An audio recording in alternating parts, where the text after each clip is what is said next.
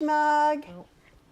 I'm having water in my tree glass. Well, What about you, I have Lisa? my, let me see, hang on, I'm going to show you. I have my thermos of matcha latte. Ooh. Nice.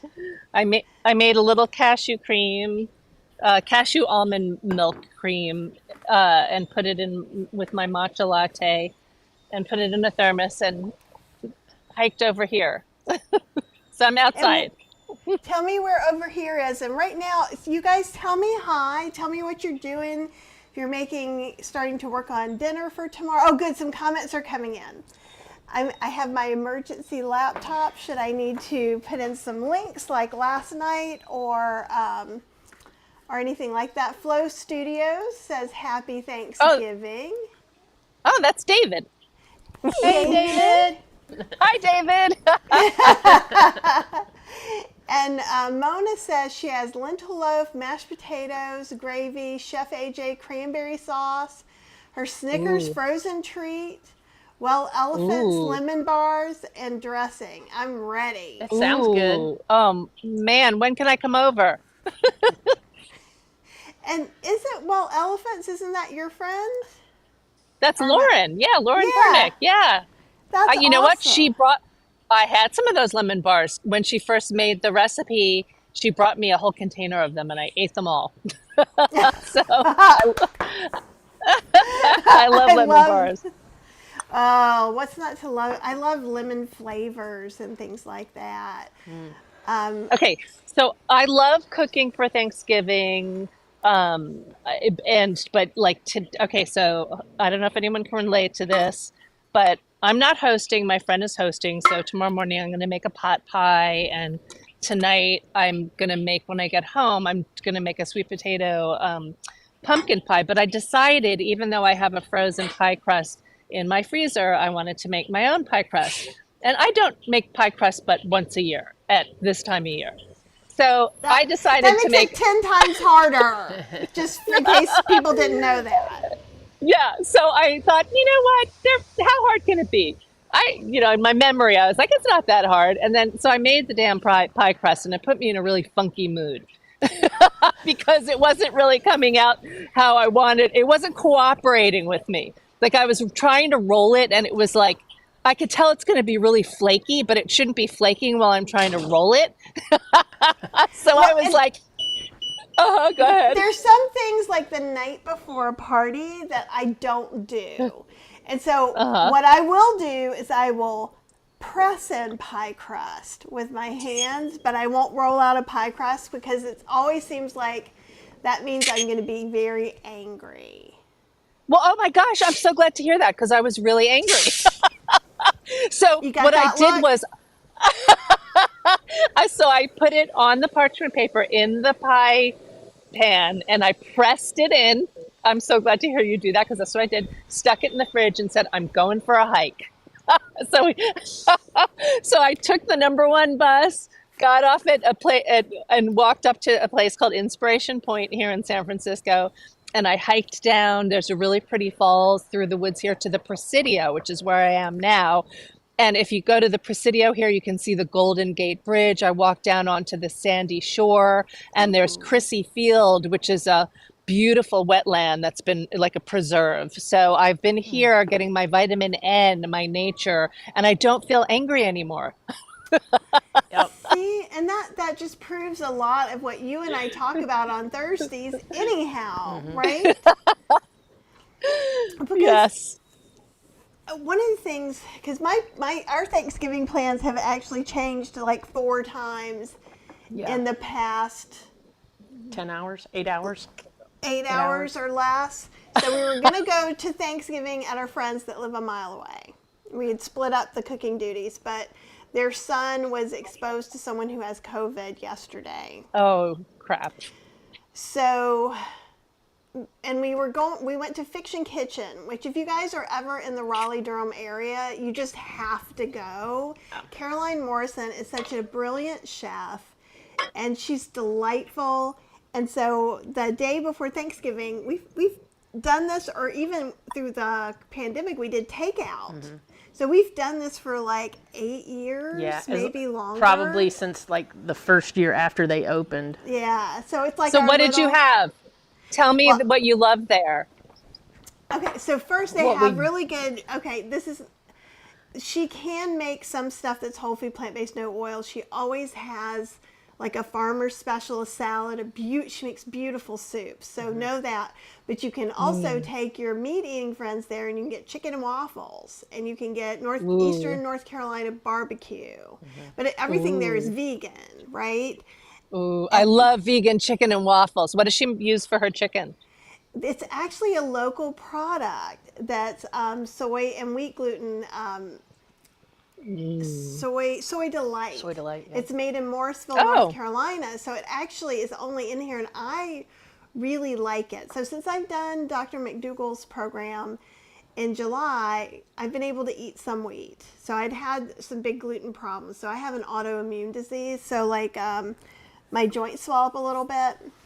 But you know, sometimes now I can do it every once in a while. We've got a little crazy this week, I feel like. So, but Cheryl got the traditional Thanksgiving plate. Yeah. Do you want to talk about that? So it was really yummy. And before I forget, you can also get it soy-free options, gluten-free options, nut-free options. Yeah, even there in were this. 3 choices for the Thanksgiving plate. You could have gotten the seitan, which is more like a tofurkey-ish type thing. But it's homemade. But it's homemade. She makes all this stuff homemade. She makes all her Yum. own vegan cheeses. She makes all her own vegan charcuterie. I can't wait to eat there when I come visit you. Oh, you'll love it. And the other choice was you could have meatloaf that she makes out of impossible meat. And then the other choice is a tempeh and lentil loaf. Wow, that place sounds And- fantastic. Okay, so what are Yeah. you guys making? What are you cooking for tomorrow? Well, now We're we don't have to cook anything right now. So like while we Oh, were because there, you're not going to that thing. You're not going Yeah. to because of COVID. well, and here's such a weird thing. So we're like, oh, well, that's okay. Well, let me think about this. And we had started to thaw out Cheryl's tofurkey anyhow. And we were going to go do this. And I actually did another Thanksgiving class on Sunday. So I've eaten mashed potatoes, cauliflower turkey, and gravy and mushroom gravy literally for the past 4 days. So even when we went to this Thanksgiving, I got barbecue this time Yeah, instead. Yeah. And so as we're doing that, there were a couple of dishes, and also Carolyn is just so awesome. She's like, so you want some seitan to take home? I have some extra collard greens. And we're like, okay, if you're gonna give us this, then let's go ahead. And Cheryl loves their mac and cheese, which is not whole food plant based, no oil for sure. Yeah. So Well, just we're going to let that go for today. And then We'll get back on track. yeah, well, she had a pumpkin cheesecake with a pretzel crust. That's the best Ooh. dessert I've ever had she's made. And so we went ahead and That got some sounds of those amazing. too. So in a way, we have our Thanksgiving, and then we were like, well, you know, this is going to be okay, and maybe I'll still make a couple things, because I put in this description there might be cooking. Yeah, and I said, I looked at her and I was like, when Caroline brought out the plate that had like the seitan on it and stuff, and I was Nope. like, can we just put my tofurkey back in the freezer? And I checked it, and it's not really thawed yet, so it'll Oh, be good. fine. Perfect. I'm just gonna put it back perfect. in. So you would have thought that was settled, right? Yep. Doesn't it sound settled? And then Yeah. about 5 minutes, we've made this plan. We've got, okay, plan B, bum. And Dilip comes in, who's the head of the Triangle Vegetarian Society, to eat with his daughter, and said, oh, it's been a long time since you guys have come to the Thanksgiving. They have the largest Thanksgiving in the country. The largest vegan Thanksgiving. Wow. And so we just got kind of lazy, and we had gone for years on Thanksgiving with a couple of friends of ours who are still not actually out and about yet. And he's like, well, you know, some people canceled. I'm And we're like, He's like, we haven't seen you in a while. Do you have a book you want to put in the giveaway? Oh, there you Some go. classes I could put in the giveaway. And then I was like, well, let us have the married conversation about that. And then we're like, well, it's a little expensive because like going to Fiction Kitchen is it's not something we could do every day, but it's totally worth totally. it. So It's then, a special occasion kind of place. yeah, we always go Totally. like birthdays, anniversaries. Yeah. And so then we just signed up. So I'm paying for our meal with one credit card. She's handing me another one. Cheryl has the other one, and she's going online to try and get us tickets for tomorrow. And then we're talking to Oh. Helene, who runs the Triangle Veg Fest and about 8 other Veg Fests. Yeah, pretty much if you've been to a Veg Fest, chances are you've been to one of Helene's Veg Fests. And so she's like, I've got to take, because I was like, what time are you guys going to be there? We're going to be there all day. I'm like, that doesn't help me. What time should we try and pick this for? And then she's like, no, really, we're going to be there all day. We have a table. Just tell them you want to sit at our table. And you could go, because I was like, well, we're thinking of going live. So this is how everything has changed. So we're thinking of going live, showing you guys the buffet, which is always been pretty brilliant. And then Helene's like, we'll just all chat at the table. And so you guys may be coming to Thanksgiving dinner with me tomorrow. I love that. That is super sweet. I love that. I'll sign in. I'll be at my friend's, but I'll sign in. Yeah, and also Dillip let me know that there are a couple, 2 or 3, he said, oil-free dishes that are going to be there. And there are some open places. I don't know if it's still there, but if you're in the area, look up Triangle Vegetarian Society Thanksgiving, and you might still be able to do that. You could also go on the Facebook page and see. I know that there are a couple of scholarship positions because he thought it was so sweet. This was so sweet. So like, he thought Cheryl was sneaking out of the restaurant instead of talking to him because she had all the to-go stuff. We wanted the table to turn for them. So we're trying to clear out on our way to talk to him. He's like, well, we have some scholarship positions if it's just not in your budget right now, which is just so kind. Yeah. Mm-hmm. I was like, I said, dude, we already paid and you already sent you the money. So yeah, it was kind of love? I think that it's really worth mentioning that I love that there are all these opportunities for people who don't have like a specific, Friendsgiving or family gathering to go to here in San Francisco. I'm on three different vegan Facebook groups, and a couple of people are like, hey, are there any Friendsgivings happening? I have nowhere to go. And all these people typed in. And so like, there's like 3 different ones I know about happening. Meetups for hikes and stuff, and someone there is hosting one, and that just really warms my heart. I'm really happy to see that there's always some place where you can go.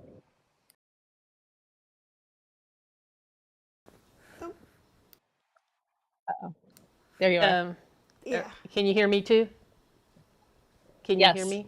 Okay. Yes. Sorry, we're trying to work on the sound thing. We heard a bunch of buses, so I clicked that use echo cancellation, and then it mutes us or does something weird to us. It mutes me for sure, and I don't know what it does to you. So, well, I am hoping that I can find an outlet right now because my phone just told me that my battery is low. Comedy of errors on my end, you guys. But this is, this is good, clean fun for the evening. I'm surprised that, oh my gosh. I was like, I told Cheryl, I wonder if anybody's even going to like chime in. So I just moved my mouse where I can see there's like 107 people here with us right now. And so happy Thanksgiving. Hi everyone. Hi. Or if you are not celebrant. This is the best community. It is. Hands down, the like kindest, most wonderful people. So thank you for coming and hanging out with me and not making me be all by myself.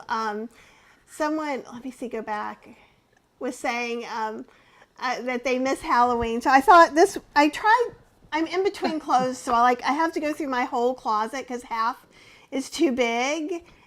And so I'm digging out the small sizes from places. And I decided this was a pumpkin, therefore Thanksgiving. So tell It's us, so cute. You're like the witchy girl over there. I know, I'm like, there's kind of like cute slash goth Cute old lady, cute slash goth mama, I think might Oh be the my word. gosh. So what are you making for Thanksgiving? You tell us in case you somehow can't get plugged in. I am struggling here. I'm making a pot pie that I made on my YouTube live. It's so easy, and it's kind of a fan favorite. You can go to an omnivore gathering, and everybody likes a pot pie. And I use shredded trumpet mushrooms for the chicken, and I use soy curls. But my soy curls didn't come in time, so I'm just going to use the trumpet mushrooms and some chickpeas. And I use herbes de Provence, which gives it a Isn't nice it? flavor. Don't you feel a little like snooty whenever you say that? Because I do. I do. But I got this whopping jar at Trader Joe's, and I'm like, and it's perfect because it has, rosemary, sage, marjoram, thyme, and then some lavender. So it's like, easy.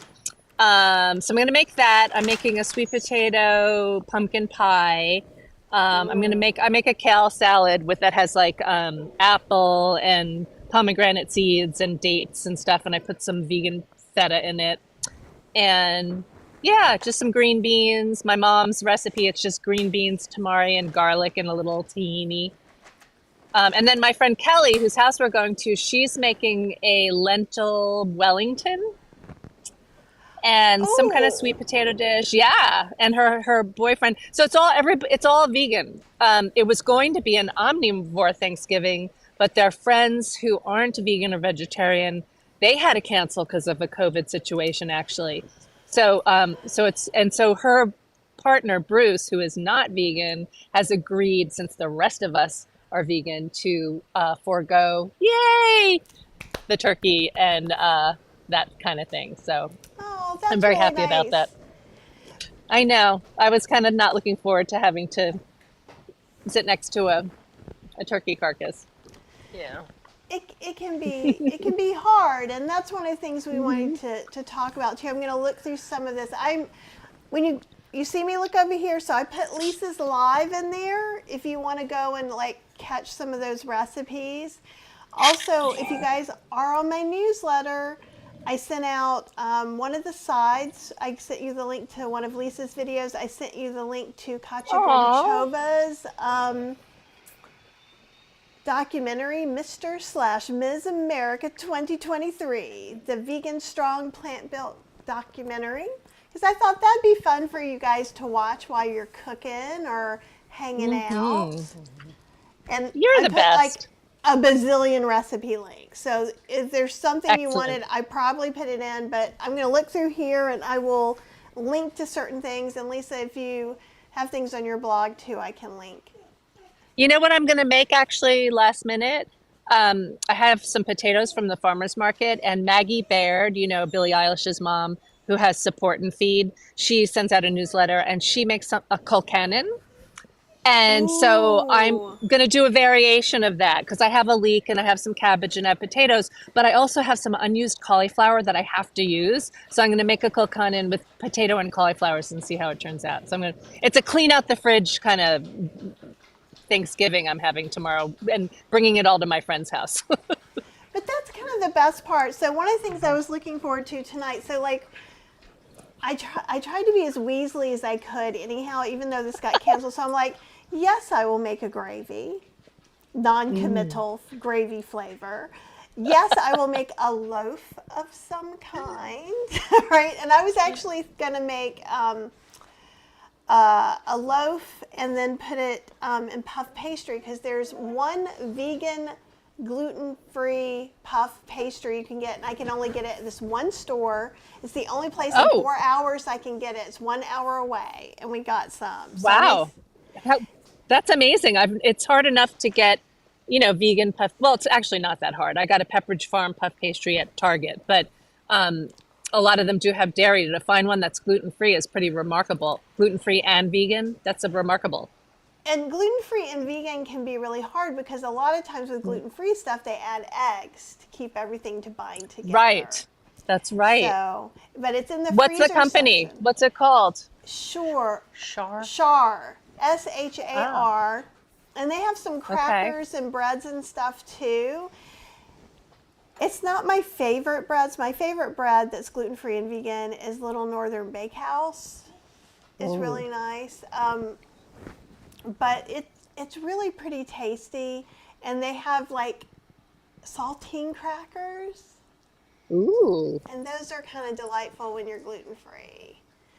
Yeah. soup, Well, a I'm little not salty. gluten-free, but I appreciate good gluten-free products because I find that they're hard to come by sometimes. I'm dying to try that pacha bread. Everybody likes that pacha bread. I haven't tried Heard that of yet. that. I've heard of that. Where did I see that at? Yeah. Chef AJ Well, and Tammy. yeah, and apparently they just got into Whole Foods. So, Oh. yeah, if you're yeah, I'm on their like mailing list or something, and they made an announcement. So that's fantastic. So it's more widely available now. I definitely try it for sure. I haven't tried it, and because it's a dry starch on the McDougall program in general, we limit the amount of bread and stuff that we get Right. usually. I mean, it's the holidays, and again, also don't forget if you're doing Dr. McDougall starch solution and you're not trying to lose weight, you can have some of that more calorie dense food too. It's just usually But those. mashed potatoes are a wet starch. And you can have all you can hold. And what more do you need in all of life than mashed potatoes and some gravy? Man, you made some awesome mashed potatoes yesterday. They were really good. I had them for What'd you lunch. put in them? Oh, actually, I did put some. I've been getting some really crappy russet potatoes for like the past since July or June, like from different places. So we went to Sam's Club. I got a big thing of potatoes, and they were they cooked up beautifully. And then I put in nutritional yeast, Penzeys roasted garlic powder, and then I have this spice blend. Let me. I don't have this. Let's turn this camera on so you can actually see. Take the lens cover off. Oh, I take Hey, you the lens guys, cover if off. we get cut off, I just want to tell everybody happy Thanksgiving.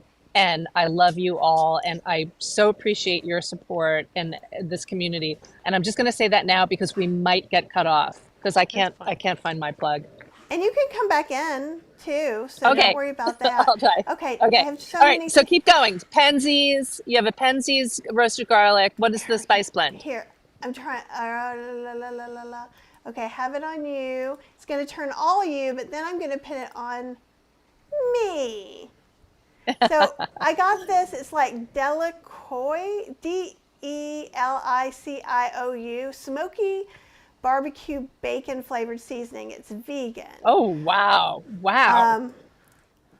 Come back over here, menu. Do you put, Yeah. what kind of, like, do you put some plant milk in and tell me all of it? I put, sometimes if I'm being very, very puritanical, I just use potato water in it. And sometimes okay. that, with a little nutritional yeast, salt or salt substitute, a little bit of pepper, can be brilliant. So if you don't have any soy milk, I've been making fresh soy milk almost every day for different things that Of course I'm doing. you have.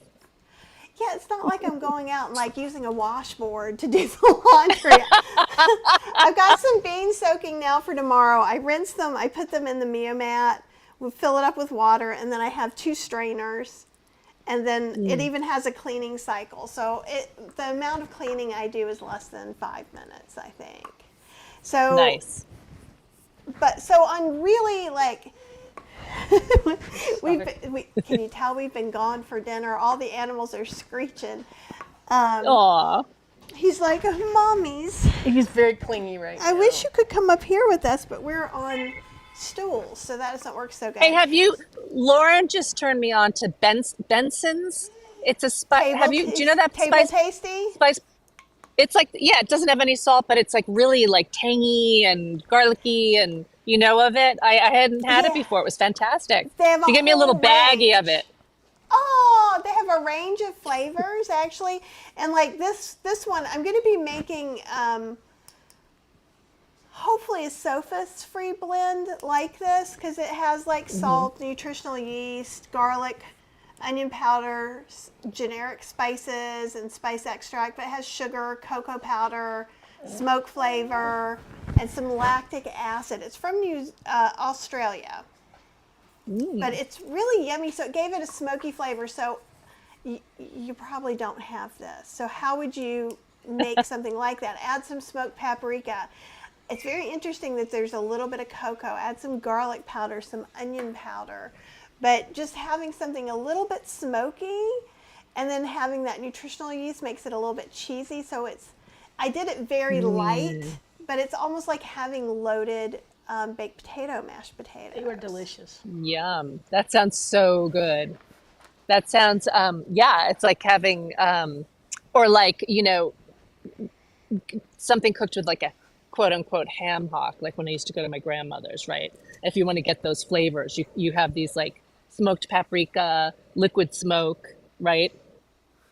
And I find, what's interesting? I don't know how I'm going kind of off on a tangent here, but when I'm thinking about smoky, like sort of meaty flavored things, do you notice that when you make shiitake bacon, that when you roast the thinly sliced marinated shiitake in the oven, how bacon-like flavored it gets without even having a whole lot of seasoning on it? It's crazy. Mm-hmm. There's so much umami goodness in that, and like that's another thing that's on my list. I have a huge list, so who knows if I'll ever get to the end of it. But like to kind of make an umami sprinkle is something I've thought about, like using mushroom powder, tomato powder, nutritional yeast, or where you could leave it out if you're allergic with some other nummy things. But yeah, Well, it is. have you thought about what you're going to call your retail line? Not you too, Lisa. Oh, yes. I'm already so behind. Like people are like, I emailed you, and I'm like, I know. I think and I'm it- really Aw. sorry if I haven't emailed you guys back because, and I'm also behind. I was going to write up my stuff for my dehydrator class that was on Saturday, and obviously I'm not doing it until Thursday or Friday. I think we should call it Friday. I think we should call it Kathy's Cravings or Kathy's Crazy Ooh. Cravings. Kathy's crazy cravings? Is that what you said? Yeah. I like it. Kathy's Cravings. Yes, I like that. Delicious Can we vote? goodness. Can we vote? They'll be voting late.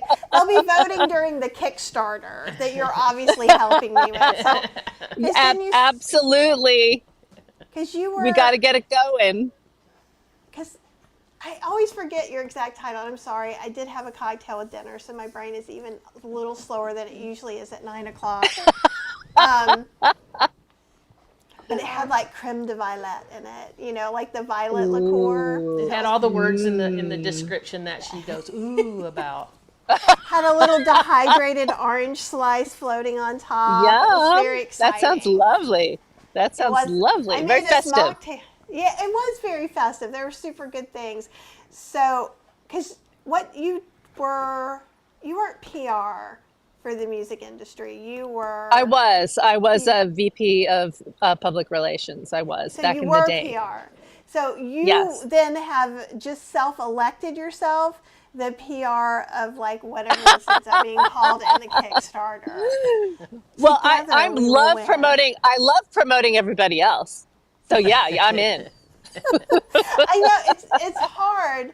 When I used to do PR for Page Street Publishing, so like after I did my first book, like I didn't know I was doing it all, like about any of the things.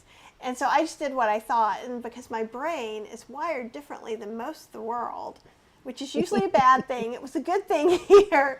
They're like, hey, we'll hire you to help other cookbook authors. And then when he got his own publishing house, for 2 years, a year or two, I think it was 2 years, I was their online PR person. And so Wow. my spiel, and if you're doing a book and you need to hear my spiel, we can have a conversation about that. But it's important when you produce a product, because you didn't just produce it in a vacuum. I didn't make spice blends just because I think I'm cool when I make spice blends, or I think I'm cool when I make a slow cooker recipe, right? I'm thinking, when I was doing the first cookbook, I was like, oh, my friend's baby just got told they can't give it dairy, right? So let me help her. She's already not having enough time to cook. Let me help her with some slow cooker recipes.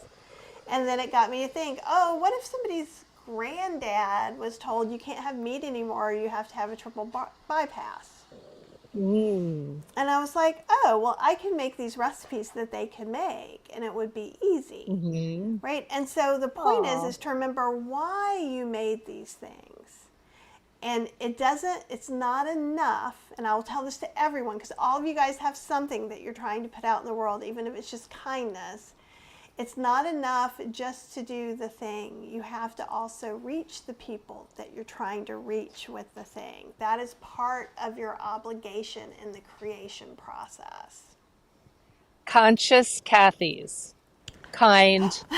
Conscious Kathy's kind. Help me here.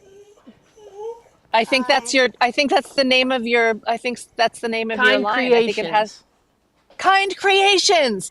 Ooh, Yes. I do like that. Yes, because it's so in line with you. I love that. Okay, I'm in. I'll do the PR. Okay.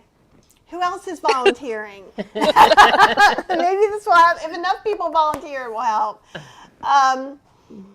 But yeah, there was a time I was thinking, oh, I'll rent a church before the pandemic, and maybe I'll just make up a few batches of stuff. And I'm like, sometimes, like right now, I took on some extra classes and things, and I'm behind on my email. I'm behind, it's just, I know some of you think that we have this like big thing behind us, but like literally every nice thing you say and every not nice thing you say, I read.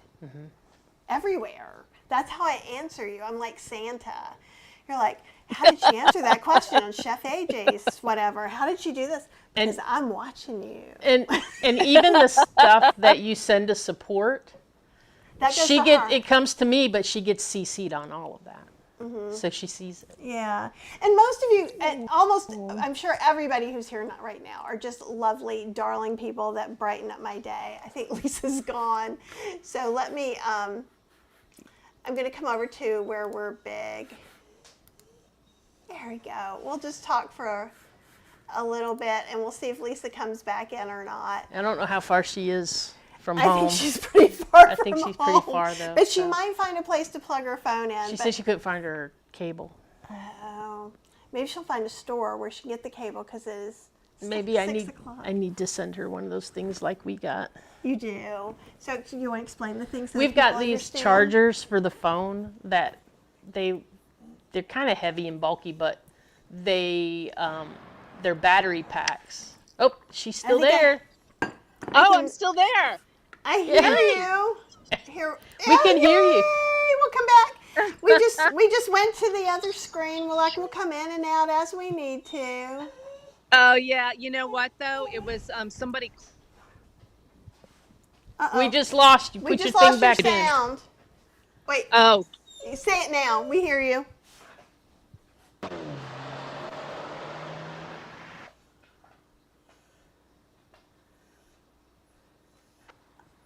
Can you hear me now? Yeah. Yep.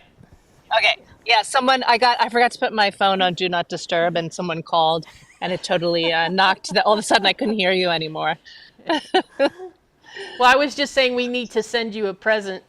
I've got these chargers that I bought us for when we went to the conference, and they're like power banks, but they have like the magnetic QI charging pads on the top.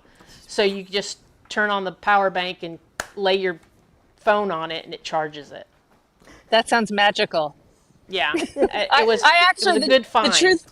The truth is, I need a new phone because my phone isn't holding a charge as long as it should. It's an older one. I've had it for a while. It's like I think it's an 11 or something. I don't know. It's always hard. I wouldn't upgrade as often if it wasn't for Cheryl. Cheryl does all that. So Cheryl's Same in with charge David. Right? Okay. So Cheryl also gets my car inspected and the oil changed. What else? You do a lot of things. All the things that you're like, I just can't. Like, What would we do without them? I do tell David regularly that I really appreciate all those things he does for me, because I would be kind of like cuckoo if he didn't take on some of that stuff. It's really hard to do everything, kind of like even what we were saying before, because like I do everything. So if you get newsletters every day and their posts or videos every day, guess who stayed up doing that? Right? And Lisa's always giving me a hard time. She's like, you need a new boss. Your boss is not nice. I'm like, I need to have a talk with your boss. Your boss is piling it on way too heavy for you.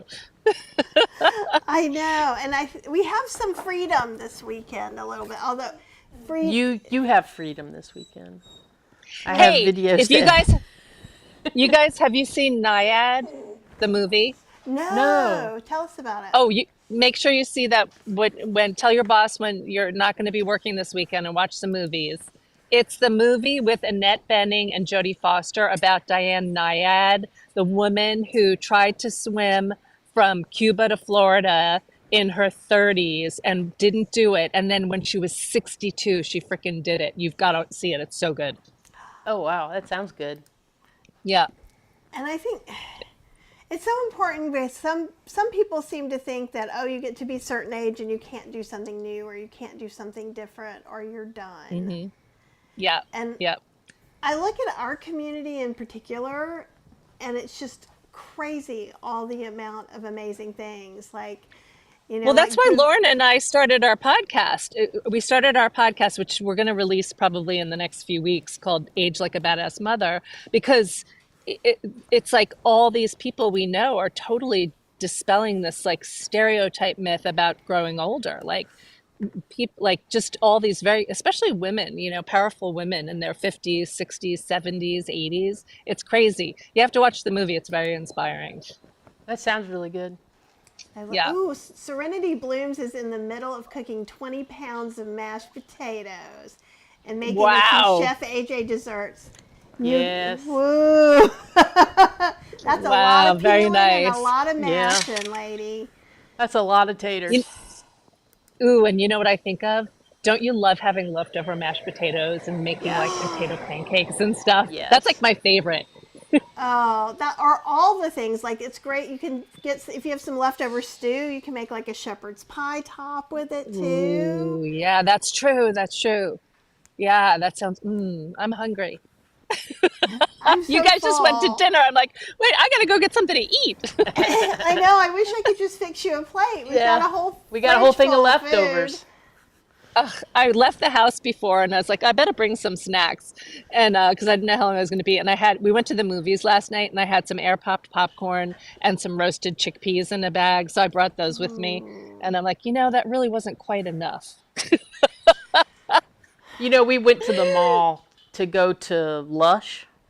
Yeah. Was it Lush? Mm-hmm. Because we both kind of like their So powder. there's They this have this powder that they have. and it's literally called Silky Underpants. I kid you not. But what it is I know.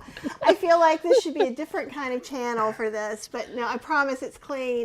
But what it is it's like I think it's tapioca starch or cornstarch, and they grate cocoa butter in it. But it's super fine. You know how some powder kind of gets on you and it's weird, and this just stays and it doesn't stick on the sink, which Cheryl hates when I use powder. Does it smell like coconut? Well, and it's cocoa, so like cocoa butter. Like cocoa butter. Oh, Coke. So it smells like chocolate. No, not really. I feel like now No? I need to go get them. I think it, I'll show, because I also got another one. I don't know that it actually has a smell. I guess it Not does one, have. but I got another one that's like, I can't remember the name. Well, It's what's Sleepy it for? Time. What do you do with it? It's just powder. it- What do you do with it? I put it under my arms and where my Under arms and Okay. bra any might place where go. stuff rubs Okay. and gives you a little rash. Like a talcum. Yeah, like a Yeah, like a talcum powder. yeah. Okay. We use it And just I like bring that. it. But it The comes other in- one the is bottle called is like this Sleepy big. Dust, and so I got two. So it's like They're kind of ridiculously expensive. So this is Christmas presents. Really? Cheryl's mom sends us money. So And they're in these little bottles. Very nice. The Sleepy Dust has lavender, magnesium, chamomile, Ooh. tonka bean, lang lang. It smells really good. The other one doesn't really smell. Let me see. Oh, we haven't taken the top off of it yet. Maybe that's why that doesn't smell. Oh, No. you're taking the top off. This one's. Here, you know I can't get that. I have two. Uh-oh. You're starting to So it's not sweet. You're kind of coming in and Oh, out. did you lose? We didn't lose you, but we didn't lose you. It smells a little chocolatey Yeah, it does smell a little chocolatey. from the cocoa butter. It's cornstarch, cocoa butter, and jasmine. It does have jasmine in there a little bit. Oh, this one smells nice. That Yeah. lavender. Yeah, sorry we're off the Thanksgiving book, but sometimes you just need a little powder and you feel better. And the sleepy stuff I've been putting on before sleep, and it has been. And I guess In the where I was spot. going with when we were at the mall getting that stuff, Here, I'm gonna. you have where we parked at. We had to go past the movie theater to go to where the car was, and all you could smell was like people were walking out there with their popcorn buckets and stuff like that, and all you could smell was like that popcorn and everything. And I was like, oh, we got to get out of here, because I think that might be my true Achilles heel, maybe movie popcorn. So I can't be around it. Well, it was really more my personal addiction. So But it's I kind just of- eat, and eat it. So the one thing that's been good about eating Starch Solution Whey is that you're really full, so you can't just keep eating, Yeah. you know, but there's these things that are light and fluffy and really calorie dense, but they don't feel like they take up any room in your stomach. Yeah. So, and hopefully Lisa will be back. I'm kind of going through here, and Apple's here, and Serenity Blooms, Mona.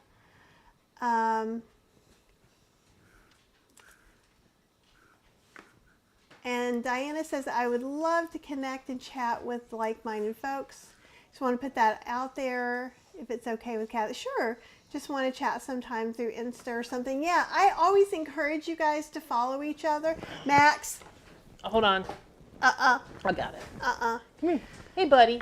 So, You're going to get yourself in big trouble, because you got to let, brother So, take care of it. I think I've said this before, but it might have been in one of the classes I was teaching. We have a chipmunk living in our house, and we've been trying to catch him and get him out with no luck. Like, we've even had him in a cat carrier several times, but he outsmarts us. Pretty sure he's behind the table over there. The cat is there waiting and watching. And so then the dog was coming, and so the dog and the cat were about to get into a scuffle. I felt like you needed to know all that just so it wouldn't seem so random. Well, we didn't want to look like a huge emergency was happening. Or Yeah, something. it's not. It was just. Hey, Anita, it's good to see you here. I know I'm behind. This has been a very woo kind of day. I'm like zig. Aw, Mary Ellen, it's so nice to have you here. And Mona, we love you too. You're so sweet.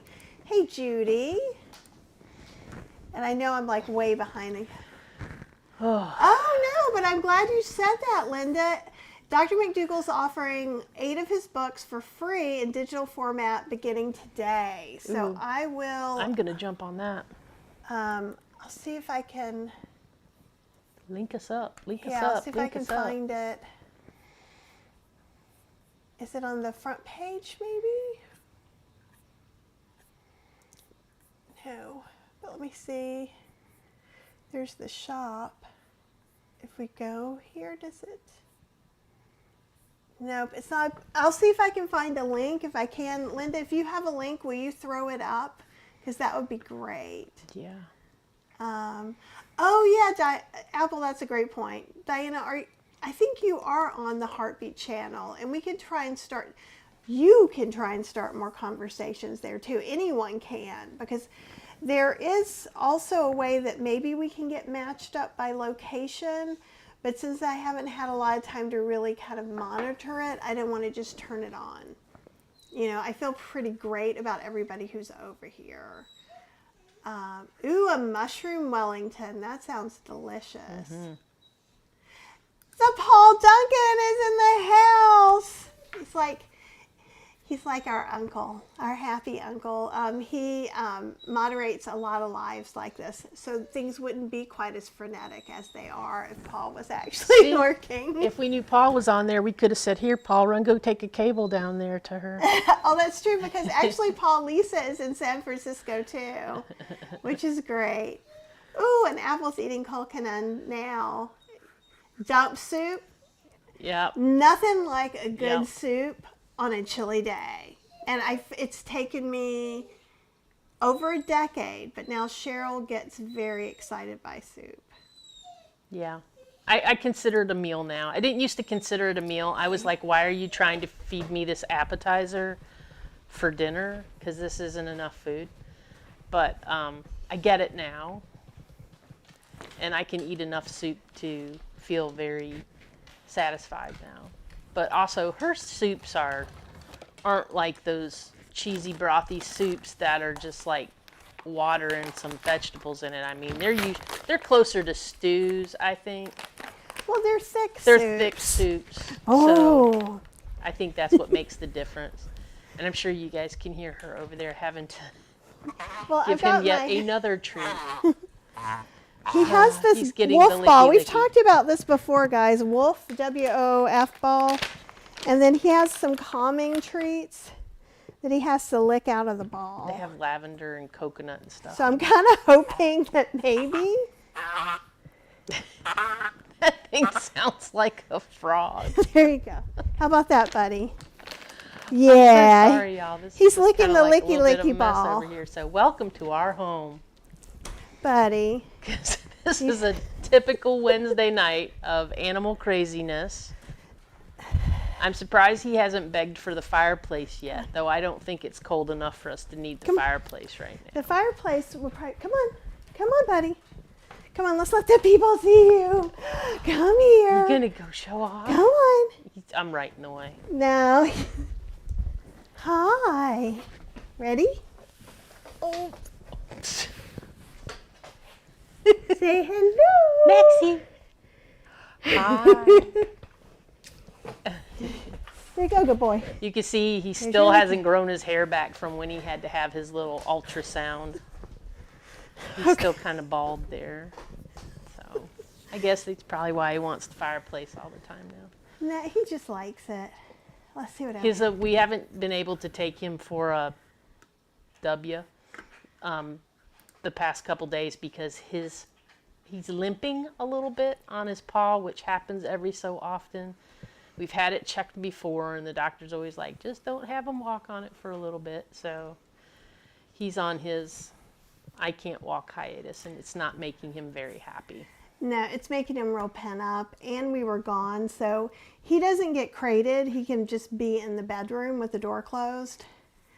And we've realized a couple of times he's been in there with the chipmunk with the door closed. Yes. We thought maybe he was getting a little senile, but that is not the case. And now It was before we realized that the chipmunk was in the lived house. here. Then we had a new child, Yeah. basically.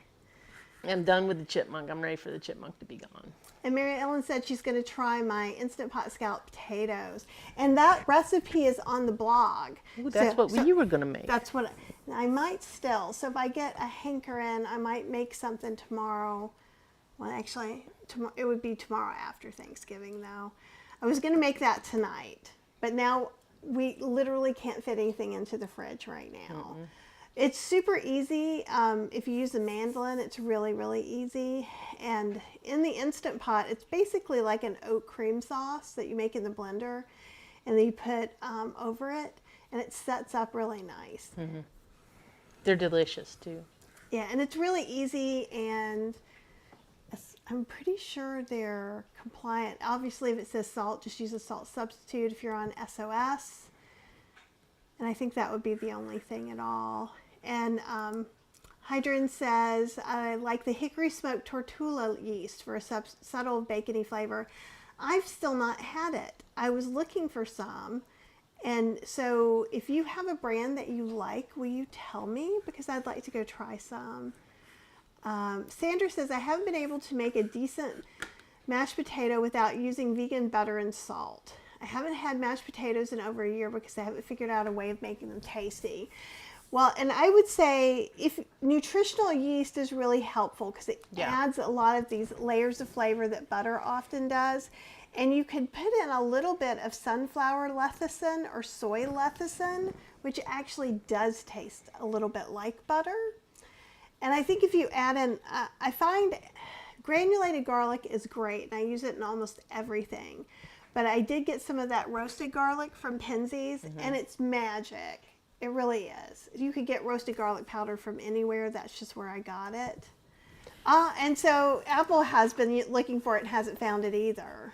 So I was going to say, I was really surprised yesterday when she made those mashed potatoes that there wasn't any butter in them, because I thought that was something that I would truly miss too. But with the combination of the flavors with the nutritional yeast that she put in there, and then that little bit of plant milk to kind of give it that creaminess. And because I use soy, and when I make my soy, I use a half a cup of soaked soybeans to whatever the max is. I think it's about 4 cups. So it's quite rich, and that's helpful. So like even with an oat milk, I would use a cup of oats to your 4 cups of water. Really 3 cups of water, 1 cup of ice, and not blend till it gets hot, strain it out. And also as that mixture, that oat milk mixture, homemade, gets hot, it's gonna thicken. So if you're cooking it, it's gonna start appearing like a cream, right? You found that when you use it on some soups. Yeah, I use it on soup a lot. And TS, I just put a hot chocolate dry mix, and I think I may have another one. I'll look for it too. And Carlene, who is Hydron, it's always confused. I have to translate in my head. Found on Amazon. Hi, Kathy. Thank you for sending me that mashed potato sheet of dehydrator stuff. It reminds me of like Pringles or Munchos in a giant. So like she did mashed potatoes and used my barbecue spice blend. And I thought that's great. Oh, and Apple, that is a really great idea. Sandra, try them again without the vegan butter. Maybe your taste buds have adjusted and you might like them. And I found that happen with Cheryl a lot. That's happened to me with a lot of things now that I'm just like, if I was to have it now with the butter, I'd probably go, ooh. What's that? And I find for me, because I really like nutritional yeast. Some people don't. So, and for mashed potatoes, I'm not putting like a 1/4 cup in. I might put it anywhere from a teaspoon to a tablespoon. So just enough to give a little hint of flavor. Sitting there eating those yesterday, I had no clue. I knew that you had to have used some plant milk in them, but I had no clue I could not distinguish any other taste in those potatoes other than potato, right?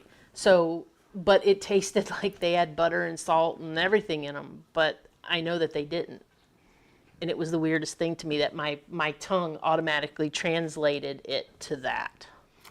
I think that happens a lot. I think if you just kind of get a little tap on your shoulder, it just kind of follows down. I think, because I'm kind of shocked actually. So this year was the first year I've made whole roast cauliflowers before. I've done like a curry one, and I've done, I don't know, a couple of them.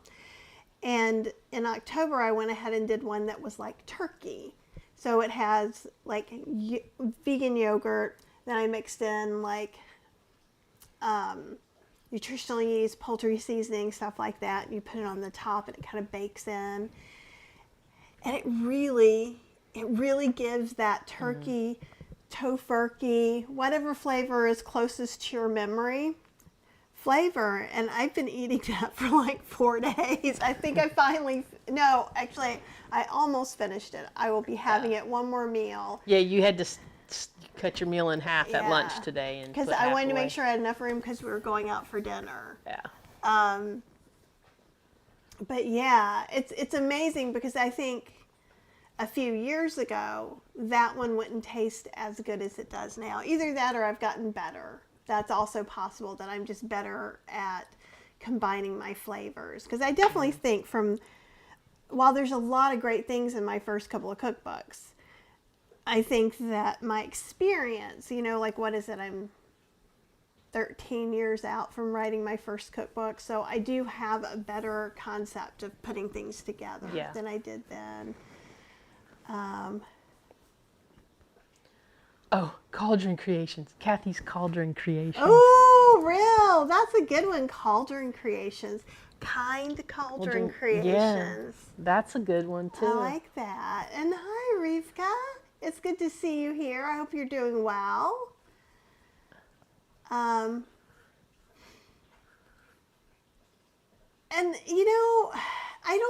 Apple, I don't think you're being pushy about suggesting that. I think it's good it's good, if nothing else, to remind me, because sometimes I forget how much our taste can change in a short amount of time. I think there can be some things that are more problematic for an individual depending on how they grew up and what their food memories are. And I know I became vegetarian when I was 18, and I started having nostalgic food cravings in my 30s. So it was very interesting. So I go back and kind of, at that point, I'm far enough away from it that when I went to recreate like a gumbo or recreate barbecue or recreate things like that, it was a little bit easier to kind of start with a clean slate. But I think what can be hard, and it was Stacy. Last time Stacy was talking about, trying to replace cheese isn't really helpful. Chasing cheese, that's what you call it. Chasing the cheese. And I think oftentimes it's good just to get off of cheese together, and then when you add nutritional yeast or you make an oat queso or something like that. Maybe that's what's made the difference for me so much, because I used to eat a lot of cheese. A lot of fake cheese. And a lot of fake cheese too. So. And what's kind of crazy with Cheryl's stuff in the past is, so like I made that chickpea sliceable cheese. What did I make that one for? It was a long time ago. It was a long time ago. It was for one of the books. Maybe it was for one of the Instant Pot books. But I had made it with white beans. There's a story behind that. But the first part was that, so I made it, and it tasted really good. And so I cut up some of it and I put it on Cheryl's cheese plate next to cheddar cheese. Real cheddar cheese. She's like, oh, these are both good. And she just ate both of them. And I'm like, okay, my work here is done. Except for I think it might have been that. It had side effects. That can of beans, I think, might have been it. But it just gave the worst gas, this cheese. So with the chickpeas, I've not had that problem. But with the white beans, maybe it was that particular can of beans. And we weren't willing to try it again to see if it was just the beans. It was that bad. No, I just was. It tasted fine, but it was the side effects. Well, and the side effects lasted for a couple of days. Yes, they did. It was significant. We eat beans a lot. It was interesting. It got your attention for sure. Yeah. So Apple says, I eat mashed potatoes almost every day. You may need a few bowls that you don't enjoy until your brain neuroadapts and your taste buds adjust. And here's I like this. Oat milk, nooch, any spices you like. Because I think the thing is put different flavors in there. So if you grew up with cream, butter, mashed potatoes. Oh, I think Lisa's back. Hey. Let's see. You might have to hit guest one.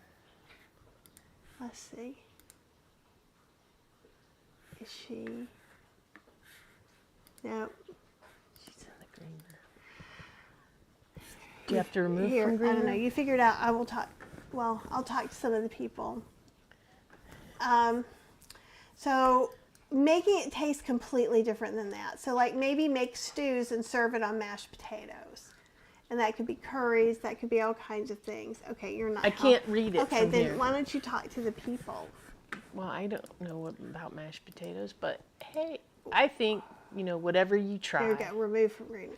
Yeah, there we go. Yay, Lisa. Okay, now I got to get her over here. Do you see them? Please. We're there. Yes. Oh. So my head's why- cut off. Why are you not here? For me to put you here. Okay, so I'm trying.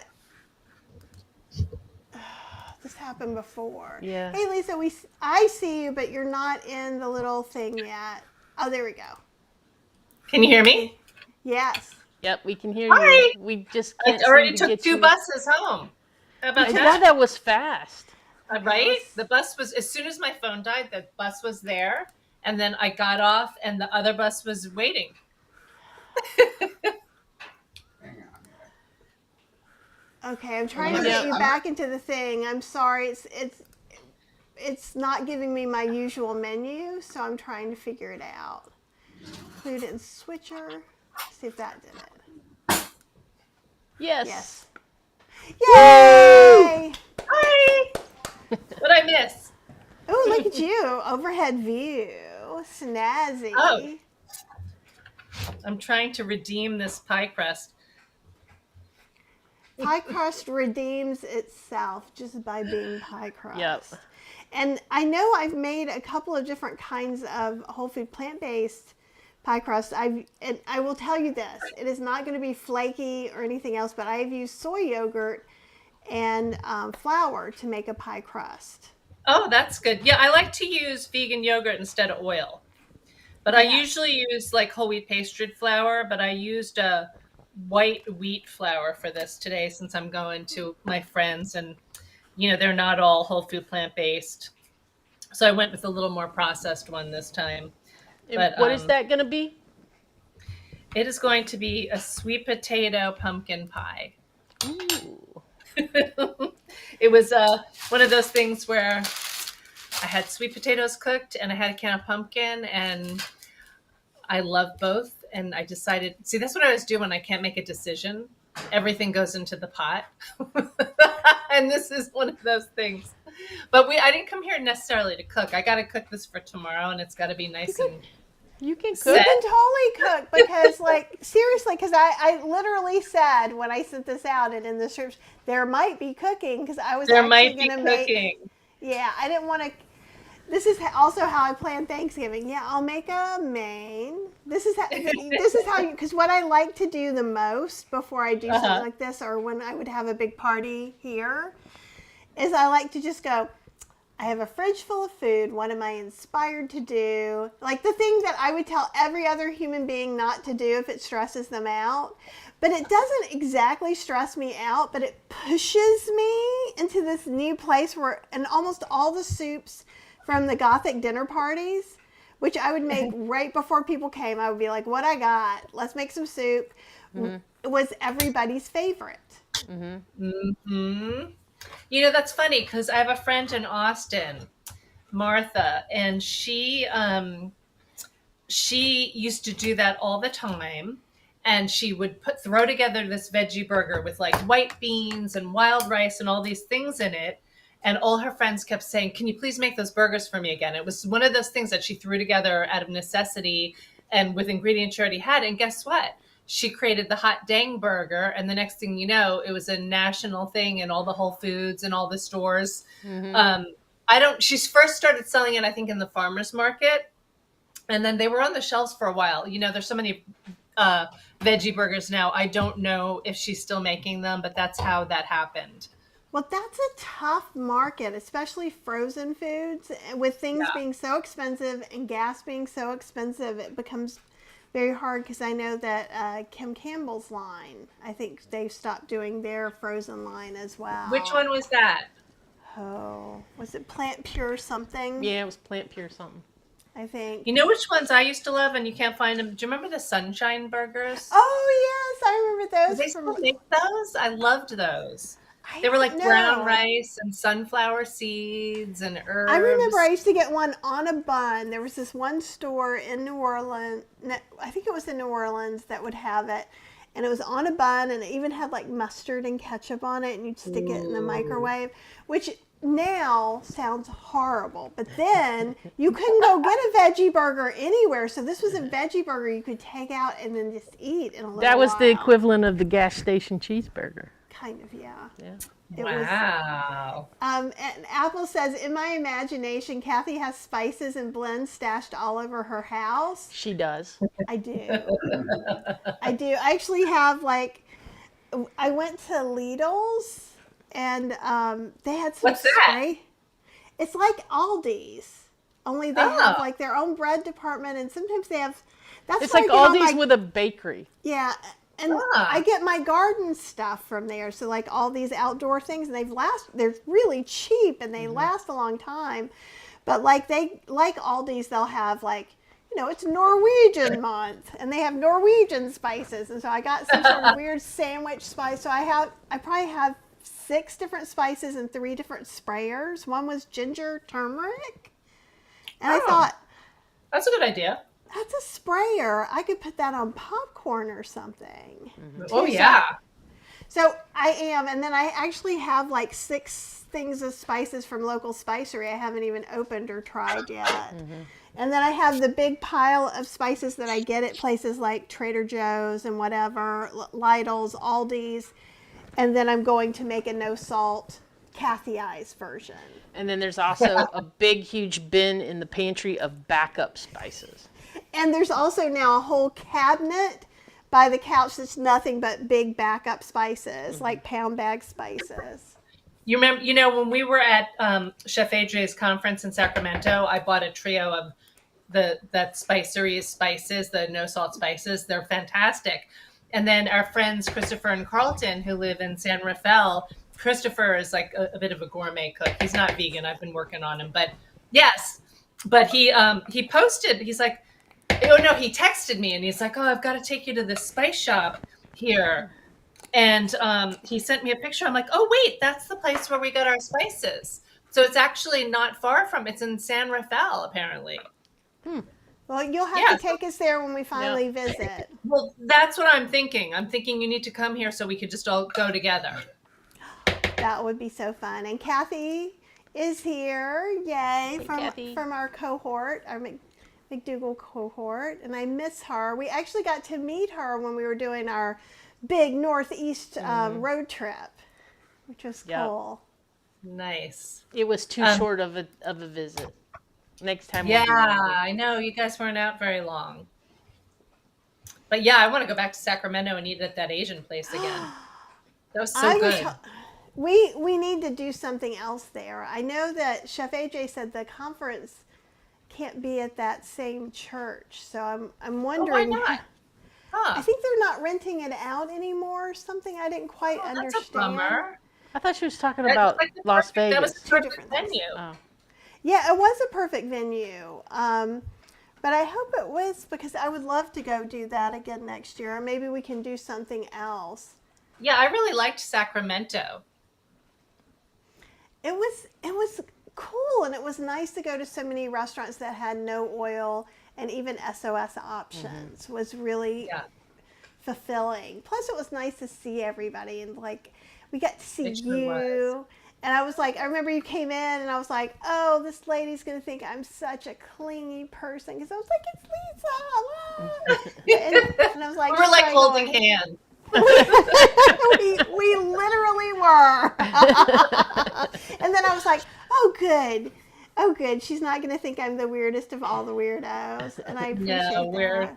I'm just as weird. But I know I was really impressed by that because out of if you think about the different cuisines, Asian tends to be very heavy on the oil. So the fact that they had that entire menu with no oil and the food was fantastic. Like you didn't miss it at all.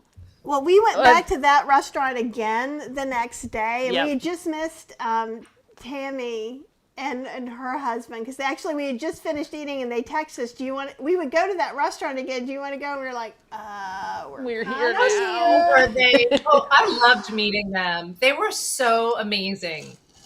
It's so incredible to meet people who you've been following and you see them on their social media, and it's always so refreshing when you meet them and they're just even more lovely in person. And they were definitely. I just loved talking to them. Well, Hey, David, something happened. oh, you're back now, though. Something went blip. But Kathy says, long fun day in the kitchen preparing for the family feast tomorrow. Mostly plant strong. Yay. And that's good enough. And Apple, I do hear you. My city passed bylaws in response to Lush's ridiculously aromatic stores. They are ridiculously And I will also tell you that Dr. Stephanie Peacock, who is on my show monthly, said Lush would not pass any of her non-toxic tests. And probably these wouldn't either, but I was feeling a little bit like sad, and I wanted. I thought Lush was one of those. I thought they were. They're not. I thought they were one of those places that was supposed to be non-toxic. No. Well, there's a lot of stuff, but so one of the things, and I'm trying to look in here. well, they say on there they got labels where they say vegan, self-preserving. There's a lot of good things in them. However, fragrance. So, and this is one of the things that's on here. So when you see fragrance, that's where you get into trouble. Fragrance, and I'm paraphrasing drastically, but I think it can hold over 3,000 different chemicals can be under that label, artificial or not. So that's why. So I'm not saying they're for everyone, but they were my treats. I feel like, let's see.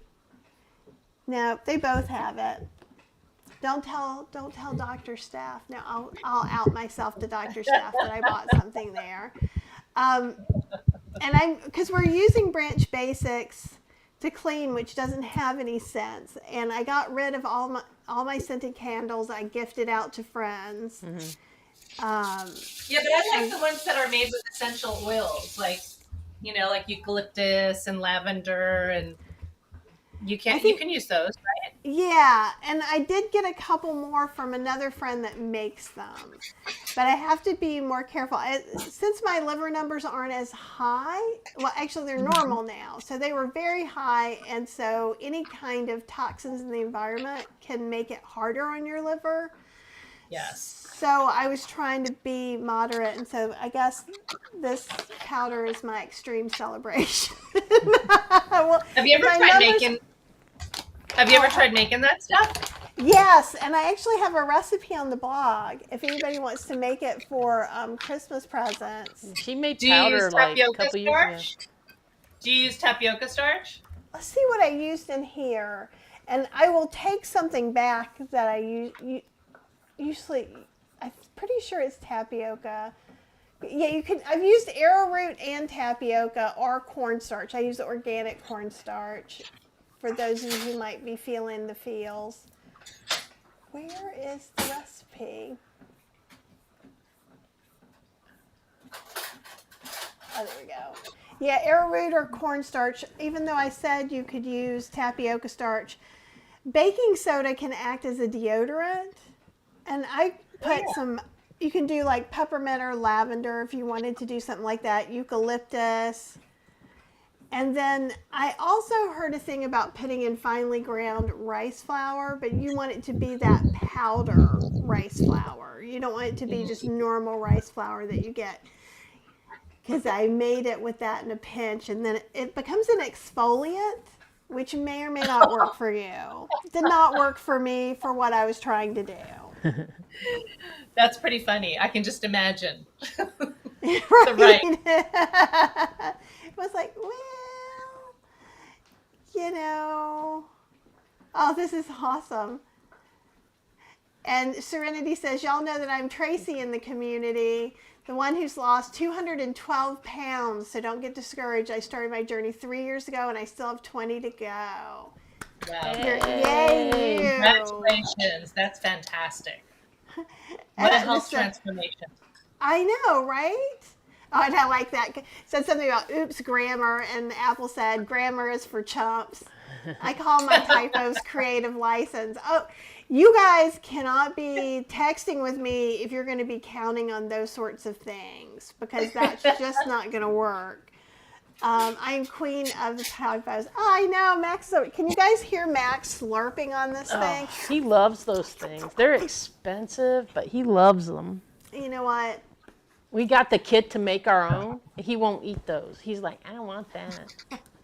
When we put Max on, Serenity's dog came to the camera to be on camera. That's awesome. Max does not like to be on camera. So Fergus every once in a while will pop up and be like, everyone look at my glorious beauty. Mm-hmm. And Max is just like, he's going to come and get us. Did I hear a cat too, or? Yes, there is a cat. He was meowing earlier. I met your cat. What's his name again? Fergus. Oh, he's cute. He's a big red tabby, right? Yes. You go. Yeah, you talk. Here, put some things on. Talk. Oh, another animal crisis is coming. Uh-oh. Uh-oh. Hi, little bunny. Oh, Are they my all goodness. begging? They're like, where's my pumpkin pie? I don't see Fergus. Okay. So a minute ago, out of the corner of my eye, caught Fergus walking into the living room, and just now Max went to go into the living room, and sometimes Fergus will hide, and then he will launch himself towards the dog on his hind legs with his paws up and go like this, because it terrifies the dog. So he'll do this, and then if Max is going by, he'll do that and he'll touch his butt. But he won't like do it hard, he'll just touch his butt, and then Max is like, hey, cat touched my butt. So Yeah, the cats rule the roost. Yep. They definitely. Oh, absolutely. Yep. Yeah. Here, let me grab something. Oh, do you And want to put Kathy this in? says, I'm so impressed, Serenity Blooms. I'm feeling a little on edge with the holidays coming up. So many yummy foods that I'm not usually anywhere near. Any tips? So I'm going to look through that. And Lisa, do you have some tips as well? Tips for what? Feeling a little on edge with the holidays coming up. So many yummy foods that I'm not usually anywhere near. Well, yeah. I mean, it depends what your plan is. Like if you're hosting, that's one thing. If you're going somewhere, like a very simple tip is just don't go super hungry. Have some salad or some soup or some healthy snacks before you go. Because that's, that if you're starving, you're just going to be like, right? Is that what you're saying? Yeah, I think that's a good tip. And I think another thing has to be too, and we've talked about this. Serenity, who's Tracy, also said she's a coach and she has a poop load of tips, which I just love. I want a shirt that says like a poop load. I love that. If you're not, Us coaches love talking about poop, right? that's the one thing. If you were looking to turn vegan and you're not pooping well, we got you. It's all gonna come out okay. Yeah. I can't believe I said that out loud. But here we go. Lasai. I think one thing to think about with the holidays too is, unless you're in a very dire situation, and I always use this example because I think it's so specific. If you are on Dr. Esselstyn's diet so that you don't have a triple heart bypass next week, this does not apply to you. Mm-hmm. Okay, so I want to be real clear. So if there's some of you, or if you are in a severe food addiction, this may not apply to you as well. So you've got to kind of know yourself, which I know we're all in a process of doing, and that can be a little bit hard sometimes.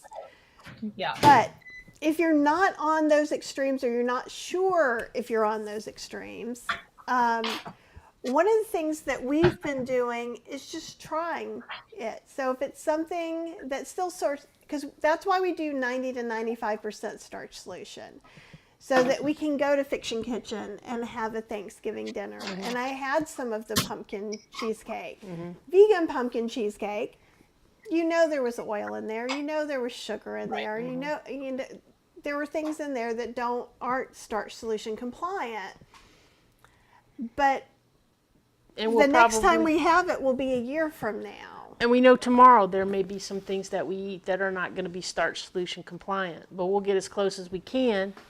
But here's the thing, we've already talked about this, and we know that, after tomorrow, there's going to be some Mary's Mini happening in this household, where we're going to be eating very plainly. 3 giant bags of potatoes are in the house. We're getting ready to have nothing but potatoes and vegetables for probably, a good 5 to 7 days? Yeah, and you don't have to shut it down that far either, but if it makes us feel better right now. So that's why we have this alternative plan. I think the thing is if you taste some green bean casserole, and it's not going to have a negative health effect, if it's not going to make you start eating dairy every day, if it's not going to create an addictive, because I would assume, I am not a heroin addict or even an alcoholic, but I know people who are alcoholics.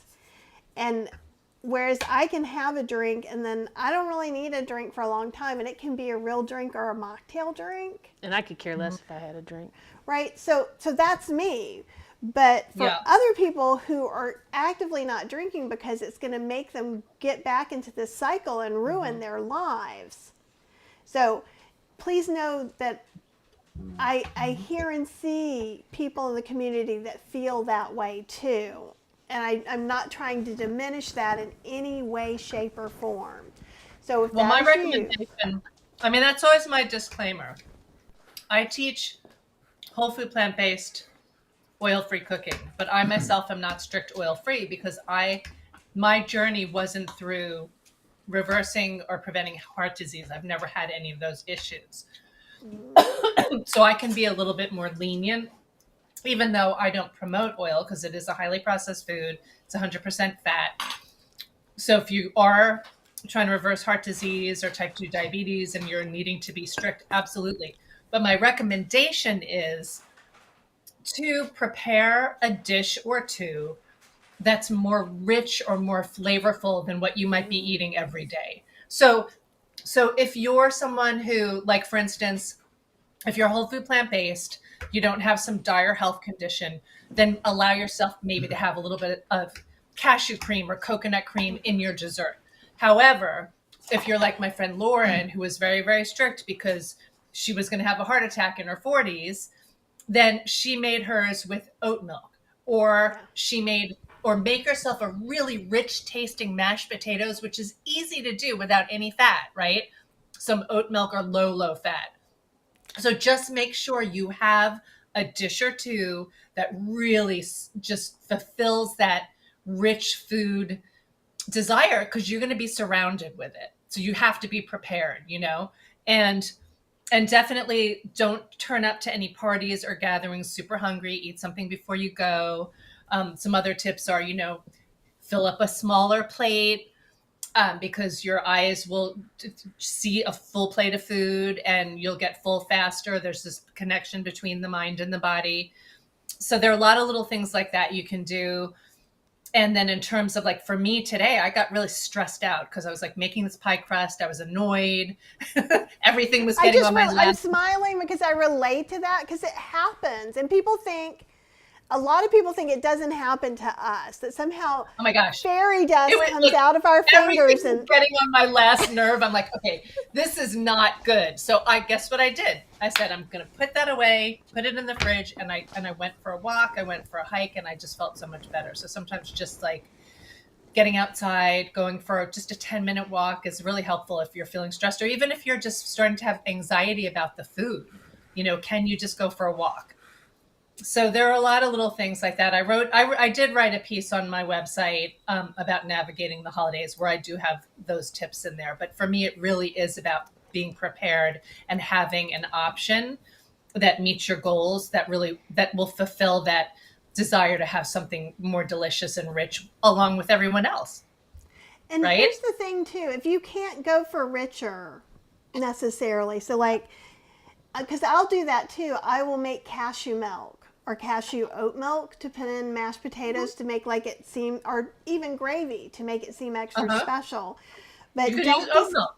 yeah, don't discount oat milk, because I just taught a class where I didn't use any flour in the gravy for a Sophist class, because if you make homemade oat milk, there's enough stuff in there that when it heats up, it thickens up. So some of richness Well, when I say richness, I mean rich sensation and flavor. It doesn't necessarily mean you have to be using fat. You just want to fulfill. It's like, in other words, if you're whole food plant-based and you're doing McDougal, you're probably not making mashed potatoes all the time, right? So when you have mashed potatoes on Thanksgiving, that's going to fulfill that richness. You put some oat milk in, you put lots of seasonings, you put maybe a little nutritional yeast, garlic, and all those things. Then, because it's not something you're eating every day, so it will fulfill that desire. Absolutely, because I was even going to say, because we think, in a way, when we say richness, people think fatty, and they think added oil. But sometimes it's just this thicker feel in the mouth, like if you put a spoon in and you pulled it out and it's coated right like a gravy. And if you can think back to your possibly pre-vegan days, if you made that with skim milk versus 2% versus whole milk versus half and half. And it's so easy to control that with oat milk and nut milks, because it's just the amount of thing to water. So you can make an oat milk or you can make an oat cream. When you make an oat cream and you use your strainer, less is going to come out.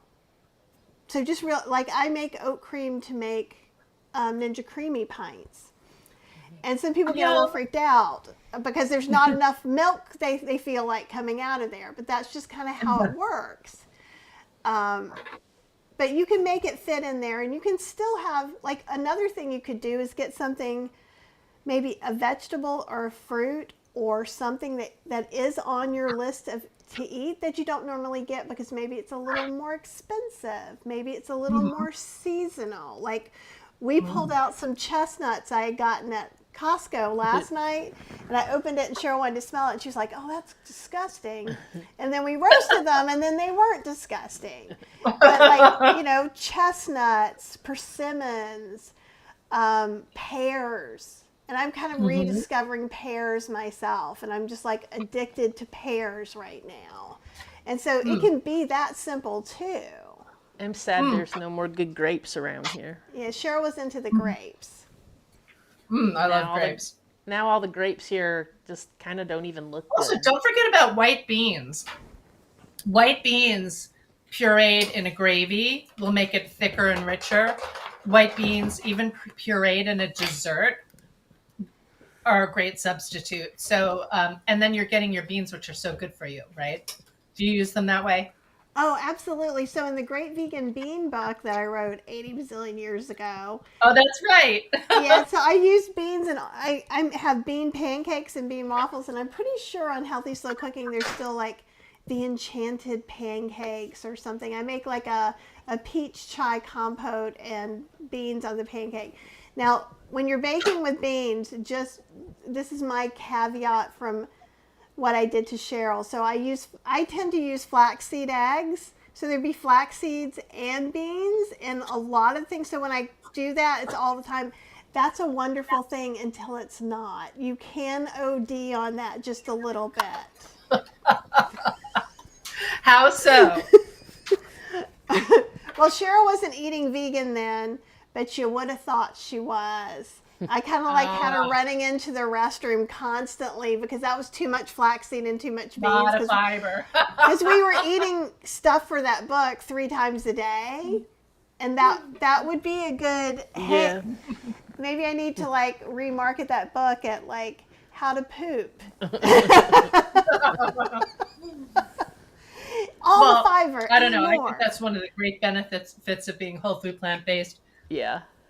Having regular pristine bowel movements. Ooh, because your gut flora gets so healthy. Yeah, right? and I don't even get freaked out about it anymore. No, you've gotten good. Apple has just enough leftover beans to make some burgers. Gonna put pumpkin seeds and cranberries in there. That sounds delightful. Yes. Oh my gosh, I Serenity want to go over to Blooms, Apple's house for dinner. you are a monster. I'm now pitting 6 pounds of dates. And Chef AJ's class, oh, I give it all away. Caramel tort, PB&J bites, chocolate truffles, Snickers pie, chocolate peanut butter pie, too much. 1 bite only. Wow. That's fantastic. I know. Well, and what I love about that, I don't know if you're going to an omnivore gathering, but I always love bringing that stuff. And no one knows that it's whole food plant-based and they eat it and they love it. That's like, to me, like the most exciting thing about Thanksgiving is showing up with those dishes and people love them. Yeah. I was talking to my son about that today because he's going to his girlfriend's mom's for Thanksgiving and he's going to make my pot pie, and he made a vegan challah bread that he's bringing, and some really like decadent vegan treats, and nobody there is vegan. That's awesome. Yeah. But like I've warned everybody all the time, if you take those things to a place, get yours first because it's gonna be gone. Everyone is gonna eat it. Even if Just- it's Yeah, you like gotta a make sure really you hard. put yours aside. Uncle Bob's gonna gonna be starve. over there. Uncle Bob's gonna be going, "How can't you bring? You brought something vegan," and then the next thing you know, He's on he's thirds. gonna have seconds on his plate because he just had to try it and see how bad it was. Yeah. So Yep, I got cleaned. Success. we had to think of another name besides Uncle Bob because I got an Uncle Oh, Bob, do and, you? and he would never be like that. It's okay. He would be like, "That's groovy." Well, and I think it's good, but like one of the things that can be so hard is when there's nothing else to eat. Even being vegetarian in like my teens and 20s, because people will be like, "Oh, the vegetarian pizza would come out first before everybody else's meat pizza." So they're like, "Oh, you can just pick the pepperoni off." No, I cannot because I will be violently ill. Thank Yeah. you very much. Isn't that So funny? get yours first. Just remember, when you walk into there, you're going to take a deep breath and you're going to put your mask on before you put on somebody else's mask. And it's Yes. for everyone's good because you do not want to be hangry at a family No. gathering where someone might be poking you anyhow. Yeah. I don't even play that game because I am the hangriest person. She is the other. We're equal hangry. Like, Yes, it can get very ugly very fast. it can be, yeah, because like all of a sudden I'm starting to get a little hangry, and then all of a sudden she's lost it. I'm like, okay, let me feed you something. I go from 0 to lost it much quicker than you do, I think. I know it's Oh my gosh. coming, and then I have my emergency date hidden Yeah, then the somewhere. emergency dates come out, right? That's why I have an emergency date. And I don't have any emergency anything. Well, I keep putting some Well, emergencies. bring an appetizer too, because like, especially if everyone's not sitting down. And then like one time my friend hosted this Thanksgiving and she was the main cook and everybody brought something, but we had to wait for her dishes because she was hosting. And I swear we got there and it was like an hour before we sat down to eat. And so everyone was starving. And then before everyone could eat, they had to go around the table of 10 people and everyone had to say what they're grateful for, which is lovely. But at that point, everyone was like chewing on their sleeves, because they were so hungry. Yeah. So like, it's really important to be prepared. If you have to bring a little appetizer, I always like to bring something like I'll bring a dip and I'll bring some whole grain crackers and I'll bring celery and carrots and sliced apples. So I know that I'm getting some fresh whole vegetables and fruits, and I'll have some whole grain crackers with it. So you're diluting, right? Or like I always like to have, because Thanksgiving's so heavy. Like I'm making a pot pie and my friend's making she's making a Wellington and her boyfriend's making stuffing and gravy. So I'm going to make a bright kale salad with lemon and apples and pomegranate seeds so that, it'll just help lighten the plate up a little bit. So just think about, looking at your plate and saying, okay, I'm going to have all this rich stuff over here, but I'm going to have the other side of my plate. I'm going to have like some salad and some vegetables and, and then you can feel good about it and you can enjoy yourself and you'll still feel full, right? Because that's that calorie density thing. You're going to, all the bulk from the vegetables is going to help fill you up. So you're not going to like overindulge on like the pot pie and the Wellington and all the other stuff. I think that's a great idea. And with us, because we're going to the Triangle Vegetarian Society Vegan Thanksgiving Buffet, which is the largest vegan Thanksgiving event in the country. And hopefully we'll be able to stream some from that for you guys tomorrow too. That's the goal. I want to see the buffet. I Yeah. want to see the buffet for sure.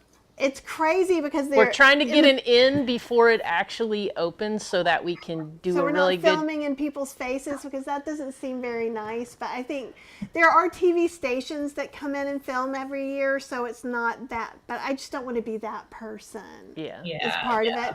But they have salads and different things. So usually they have 2 different buffet lines that are the same, but they have at least a dozen dishes. And then they have. Oh, definitely more than a dozen dishes. I like because they have a dessert table, and then they usually have some, or I haven't been since 2019, so I'm going, this may or may not be proven tomorrow, but they usually have some that's like no refined sugar, no nuts, but they have all little bite-sized desserts, which I used to love because then you can. Because my favorite thing is a sampling of things. That's why I love the Indian buffet when they do the vegan buffet, right? Because I can get, and I literally do, I get like a tablespoon of all the things, and then you go back and you get a little bit more of the thing you like the best. But yeah, my favorite Indian dish is the thali, right? Because you get all the little, when you're not at a buffet, you get a little sampling. I love it. Oh, Serenity Bloom says, I'm going to send you all my large Hawaiian shirts. I have 15. I'm now in a small from a 6X.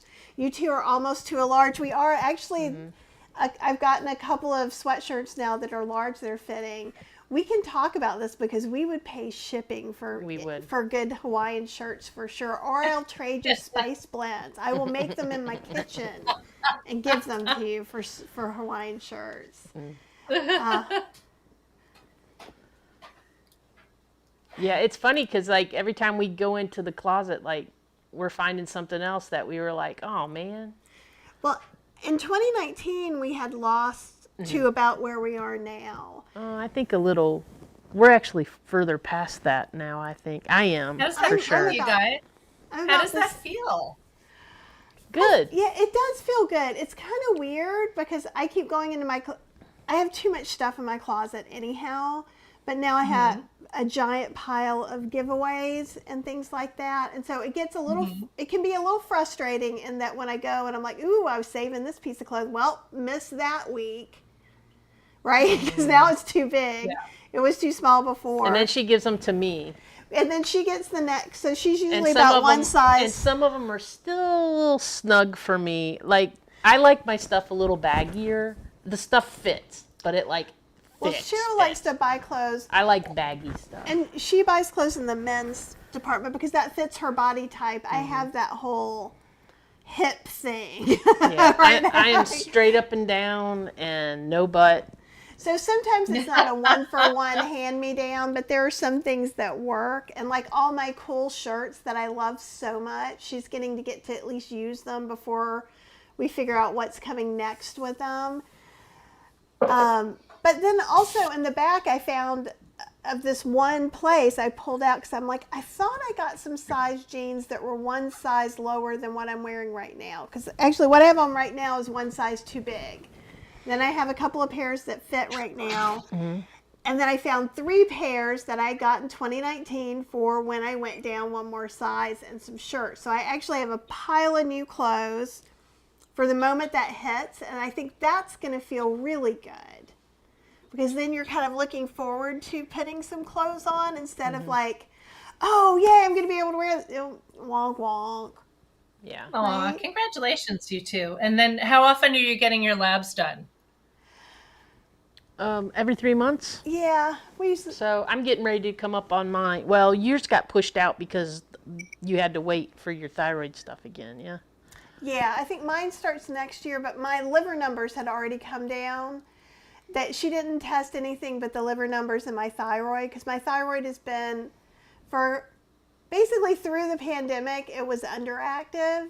And then for the past year, it's been overactive. And both are very unpleasant because hormones mess with your mood. And there's nothing like Yes. something messing with your mood to make you just not happy. I think I get lab work again like the second week in January, I think. And that's when Okay. she's going to get her A1C, which we've not been able to see what's changed with that. Yep. So But we're it had excited. already gone down, right? Yeah. I mean, after McDougal. Yeah. That's Yeah, right after fantastic. McDougal, I had blood work done and it had gone down. But you didn't have the time for Yeah. it to go down. And like, I think from when it happens and when the testing, she needed another month or two to get a really good, solid reading on it. Because only like 4 weeks of that was McDougal. So Well, you both everything have, before that was not. you're both incredibly inspiring, sharing your journey. And I think I'm really grateful, and I'm sure a lot of other people are too, to share the journey like you have so vulnerably, you know? Well, and I think, like, for me right now, one of the things is, like, in the past, I've always given up by this point because of, just pure frustration of I'm not losing weight fast enough or blah, blah, blah. And not And having I- real accountability. and not having real accountability and things. And then, or, I've told you before, I get that perfectionist thing where if I screw up one time, then I'm done. And giving ourselves the grace to have that flexibility has really helped because then I don't feel like I'm a failure. And I'm just like, oh, well, we're going to go eat Thanksgiving dinner, so we're going to go do Mary's Mini next week. Like we have a plan, and that helps so much. But the other thing I think is that I'm not, where in the past I've always had this false expectation that, well, the weight is supposed to just fall off of you because it just falls off for everybody else, right? And it doesn't. It didn't take, overnight for this to happen. It's not going to take overnight for it to be better. And it's already better than it was. I mean, it's 40 pounds better than it was January 1st of last year at this point.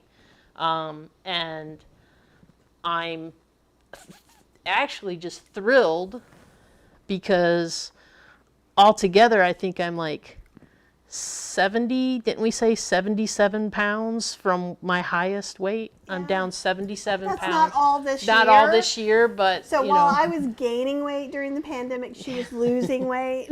but no, just like letting myself have that freedom to just lose a couple pounds a month if I want. Or I can ramp it up and I can lose a pound a week if I wanted to, but I feel like I'm doing it the right way this time, and I feel like it's going to stay off this time because I'm doing it the way I should be. And I'm keeping Yeah, well, it sounds like, I mean, what I've noticed is you guys have just created so many new habits, right? That are sustainable, things that you're enjoying, having the oatmeal, doing the things that you're doing. And that's where the success lies, because then it's not like we talked about before, it's like anybody can go on a crash diet and go keto or paleo or starve themselves and lose a bunch of pounds all at once, but that's not sustainable. The way you're doing it, it's a lifestyle change, Right. So it is We're making sustainable. changes. It's like, I like to think of it as like a sculpture. Like you've got the stone and you chip away, right? Little by little. And then you've got this beautiful work of art. To me, that's what it's like. That's a great way to put it, too. Yeah. And I think, too, just like, it's been really great for us, so to have Stacy and have the McDougal program, we're accountable to that. So, like, we're just seeing Stacy once a month, though she's coming on Tuesday. So we see her extra times in a way because she always wants to know what's up with us, right? So we get that. But kind of going along with you guys and just showing you what we're doing for ourselves, again, not to tell anyone this is the right way because we're in the middle of our journey, but so you can see what happens and how we're preparing for things and how we recover from things that maybe we weren't expecting to do, I think is helpful to see, because so many of of the people in our community are in the end stage, you know, and that's great too, right? It's wonderful to see Chef AJ, and Chef AJ's helped so many people. She has such great advice about so many things, and you know, high carb Hannah and all the other people. And there's just so many people that we've met just in the short amount of time. Like when we went to Chef AJ's conference and things like that, these people that have lost like these significant amounts of weight, and then they're like at their last, you know, 20 pounds or less that they're working on. And it's very inspiring to be around people that have done this and everything. And so that really helps us too, because we can see the evidence through our community. Well, and I think Absolutely. it helps me too, because like I'm talking to a lot of different people about kind of what works for them. How are they doing this? And you guys will even notice over the past few months some of my language and the way I express things change, you know, because it is such an individual thing, and that's what I'm hearing. I think that's sometimes what's frustrating, possibly for Dr. McDougall or all the, let's say, any of the single whole food plant-based doctors, right? Because I think in the beginning it's easiest to follow one plan, whatever that plan is. And I think at some point people deviate a little bit because it's what works for them, right? What works for me right now might need to be tweaked in 2 years or 1 year, and giving yourself the space and the grace to see that. Because like right now we're not having any trouble like falling in any food addiction traps. However, that could change another time. So as long as I feel like if I'm open-minded, we talk about this, nothing's secret. Like even Cheryl did something that normally she would do in secret. She fessed up to it and threw it out. She found some candy in the house that she had hidden a long time ago, ate some while I was asleep, but talked about it on a live last night. So I'm not outing her. She outed herself. Yeah, I was like, you know, I was working late doing some videos for her. It was like 3 or 4 o'clock in the morning, and I was eating food to try to keep myself awake and to get finished what I needed to do. And I was drinking water, I was trying caffeine, I was doing all these things. And then my mind started going to, where's all the hidey holes? Is there anything left, right? And I instinctively went to the drawer where I would keep that stuff. And sure enough, there was an entire bag of Halloween candy from last year. And I took 2 pieces of those little tiny snack size, like smaller than snack size, like Milky Ways or whatever those crazy things are with like the nougaty stuff in them. And I'm not a huge fan of those anyhow, so that might have helped. But maybe if it was Snickers, there might have been a different result, but I don't think so.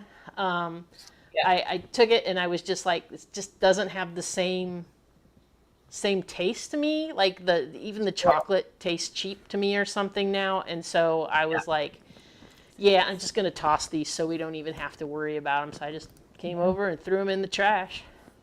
Ooh, That's a little bit of neuro adaptations happening for you. You know, your taste buds are getting accustomed to this new way of eating. So yeah, you're going to notice that. It's very common. Yeah, That's one of the upsides. Never thought I'd see the day when I said, ooh, that's cheap chocolate.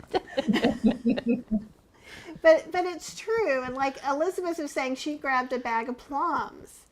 And see, to me, food, grabbed a bag of plums. Plums, And plums are kind of, you know, like any kind of little fruit that just makes you super happy. Like I'm very much a berry person in the summer. I want all the berries all the time. Yeah. And it can help me feel like I got my little sweet treat. And in the winter, a lot of times we make tea. We make hot tea with a little hot homemade milk. And that can be our dessert too. Sometimes I did notice. Well, you know, there's nothing like fresh fruit. Like if you understand calorie density, you know, fresh fruit and fresh vegetables are the highest in nutrients and the lowest in calories per pound, right? So whenever you can do that. But I have a really intense sweet tooth. And if I didn't care about my health and I just did whatever I wanted, I would eat little gummy candies all the time. right? So when I have that intense craving and I don't have any frozen berries will sometimes do the trick, or I try to have fresh berries around. But I shop at Trader Joe's, and you can get these at other stores too, but they have a lot of freeze dried fruit now. And so I was shopping the other day and I saw the little shark things they've got, and I'm like, I'm not going to have those, but boy, oh, that would be so good. But they had these freeze dried mangoes. Oh my gosh, they're just like candy. And they're more dried fruit is calorie dense, so you don't want to go crazy with the dried fruit. But like I had some freeze dried mango, which was so satisfying. It was like eating candy. So I just wanted to throw that out there. I don't keep anything around. Luckily, we don't get trick or treaters here, and I've kind of lost my taste for that kind of stuff. But I do like sweets, so I try to keep. If I'm really, really, wanting something, I'll have some dried mango, or I'll have the freeze dried mango, or I'll have, some. You know what they had the other day? They had freeze dried fig slices. Ooh. So yeah, so that I don't know. I find that's a good little substitute if you really have that strong sweet craving. I love But this. nothing's better than a piece of and it's okay. It's okay to try some different things. A couple of questions. So one question was they're trying to make my mushroom gravy and it wasn't thickening up. So I have a couple of questions for you, and then I will look over at this computer because I'm seeing the end of those questions instead of the middle where we are.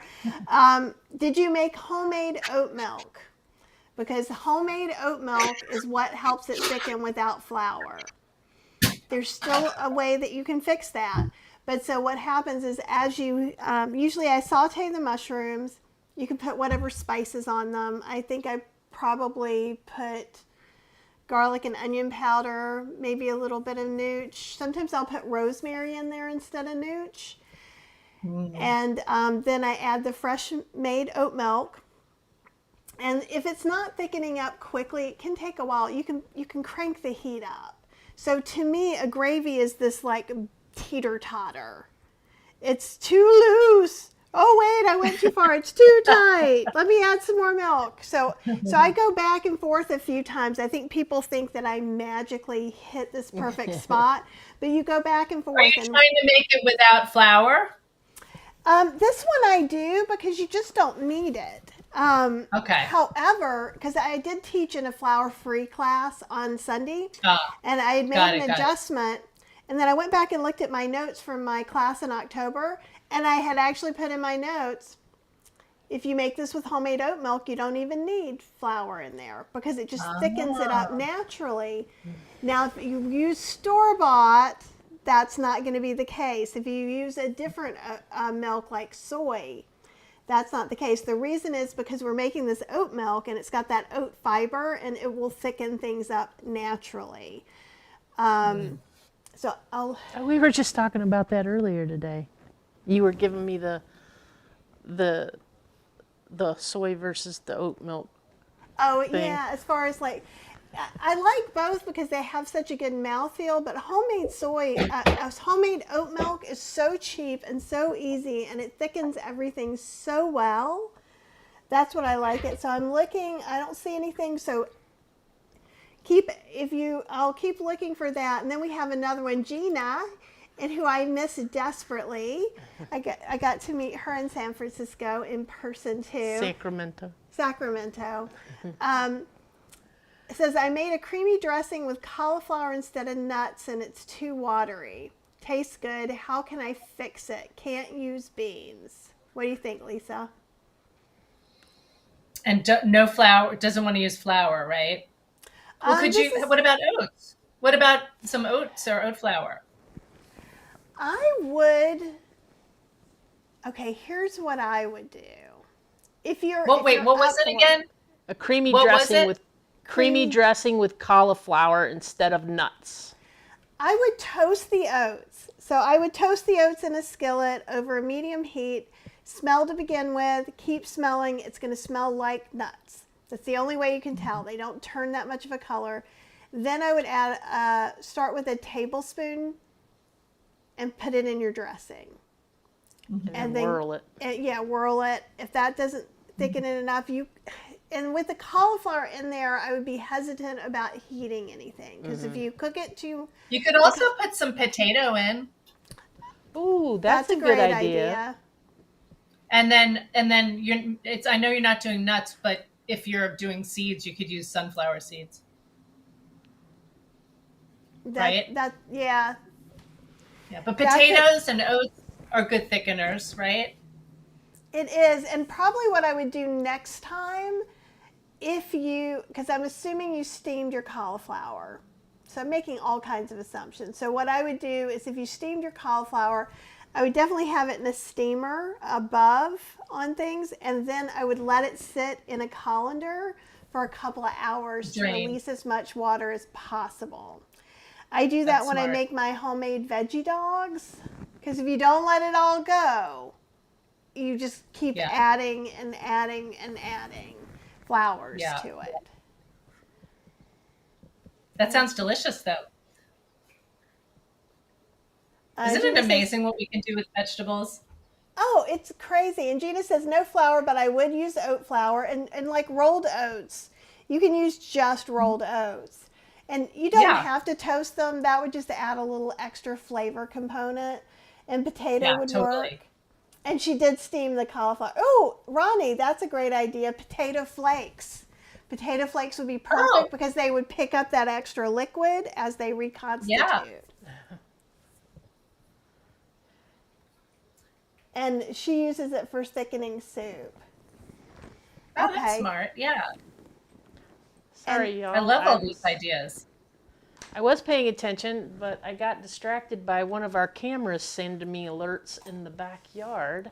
And I knew all the animals were in the house. Yes, we have a deer who has hopped into the fence again. Well, we have a fenced backyard, so it's always a little interesting. And the camera is like right by our bedroom window, so it means literally Bambi is jumping the fence where we can see. Is it a critter cam where you can see what was out there the next day?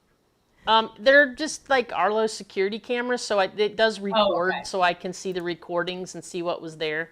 So I can tell that it's like one deer jumped over and two others are staring into it like, what are you doing?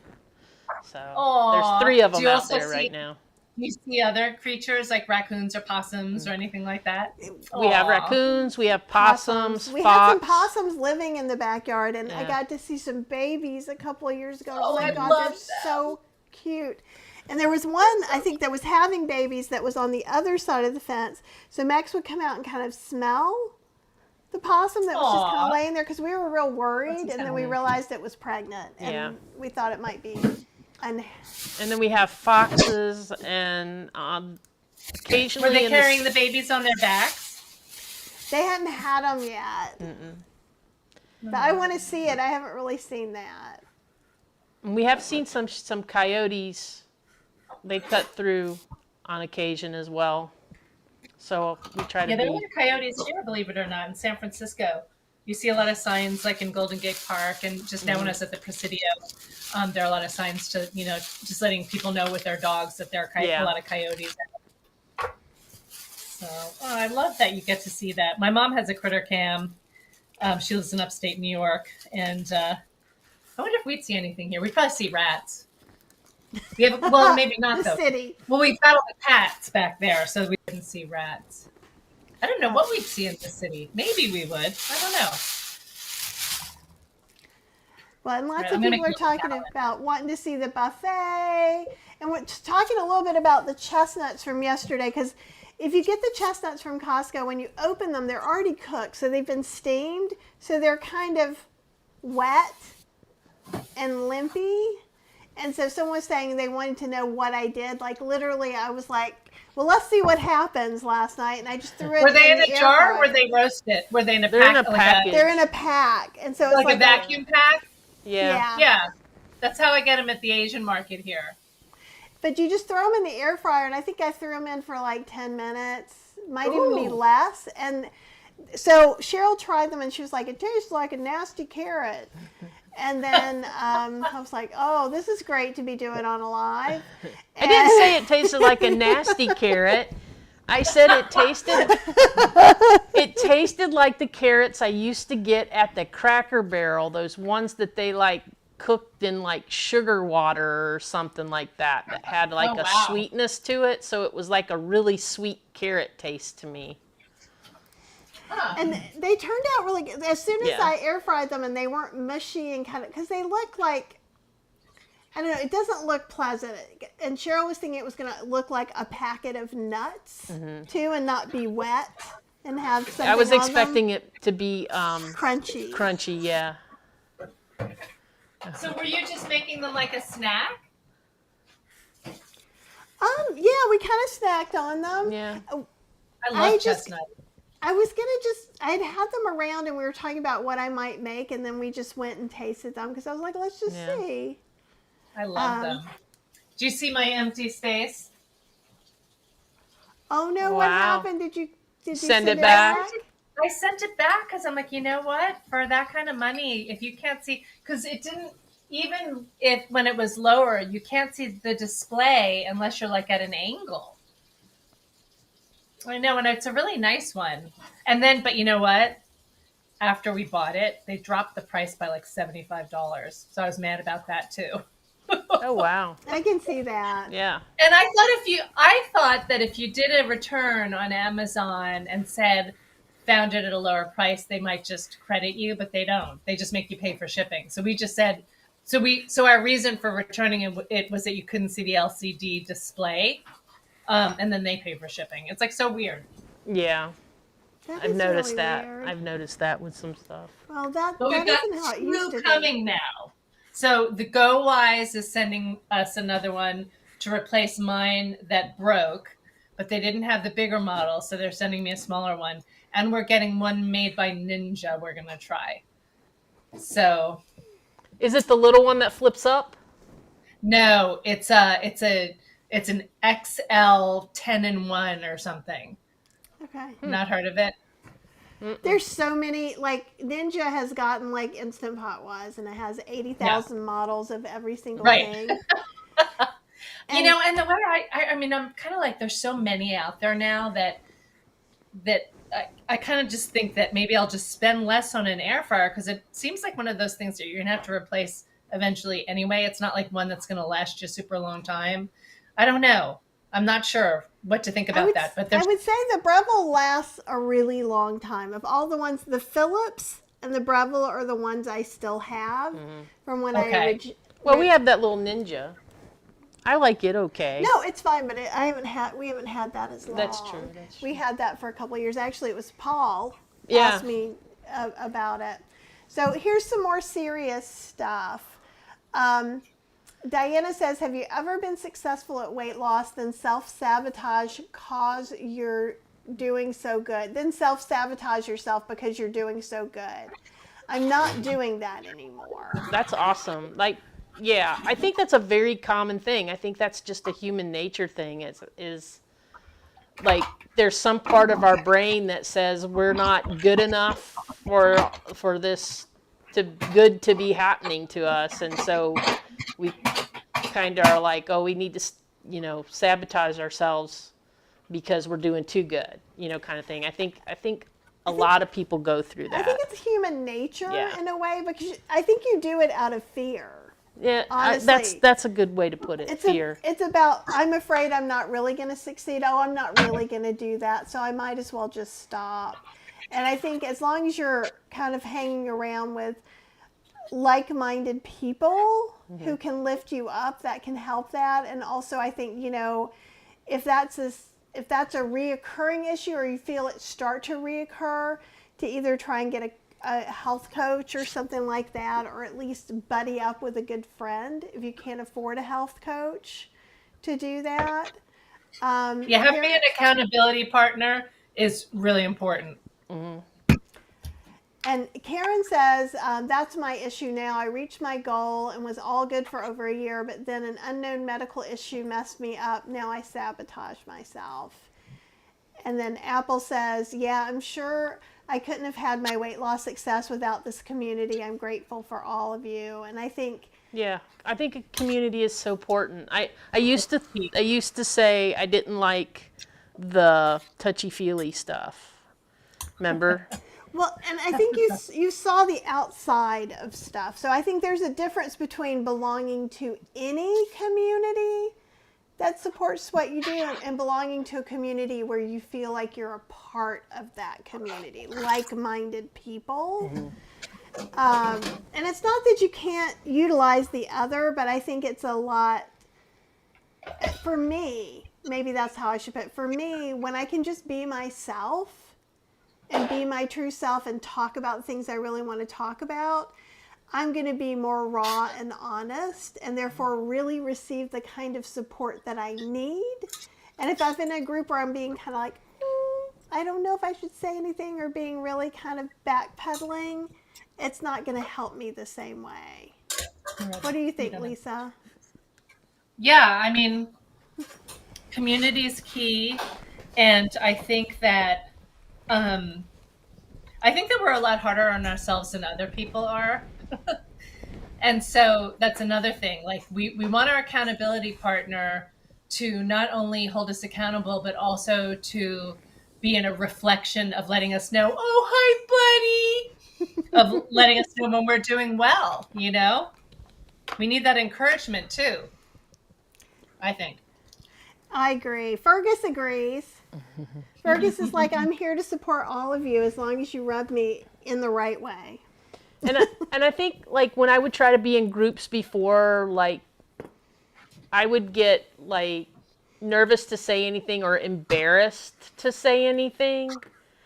And that would stop me from, like, participating fully in a discussion, or cause me to just kind of feel off-putting about conversations that we're having because I wasn't willing to, like, step in and say anything. And I think, so if there's anybody watching that just, you feel afraid to reach out or to say anything, it really does help. And everybody's going to be real supportive. I think that's a really important point, Cheryl, because that's only when you realize you're not alone. When you can allow yourself to be vulnerable in a community. First of all, you want to be in a community where you feel safe, like this. And then it's only when you have to be able to share, I think, to really see that you're not alone and that you've got so many people who are going through the same things that you are, the same struggles, right? And the successes. Yeah.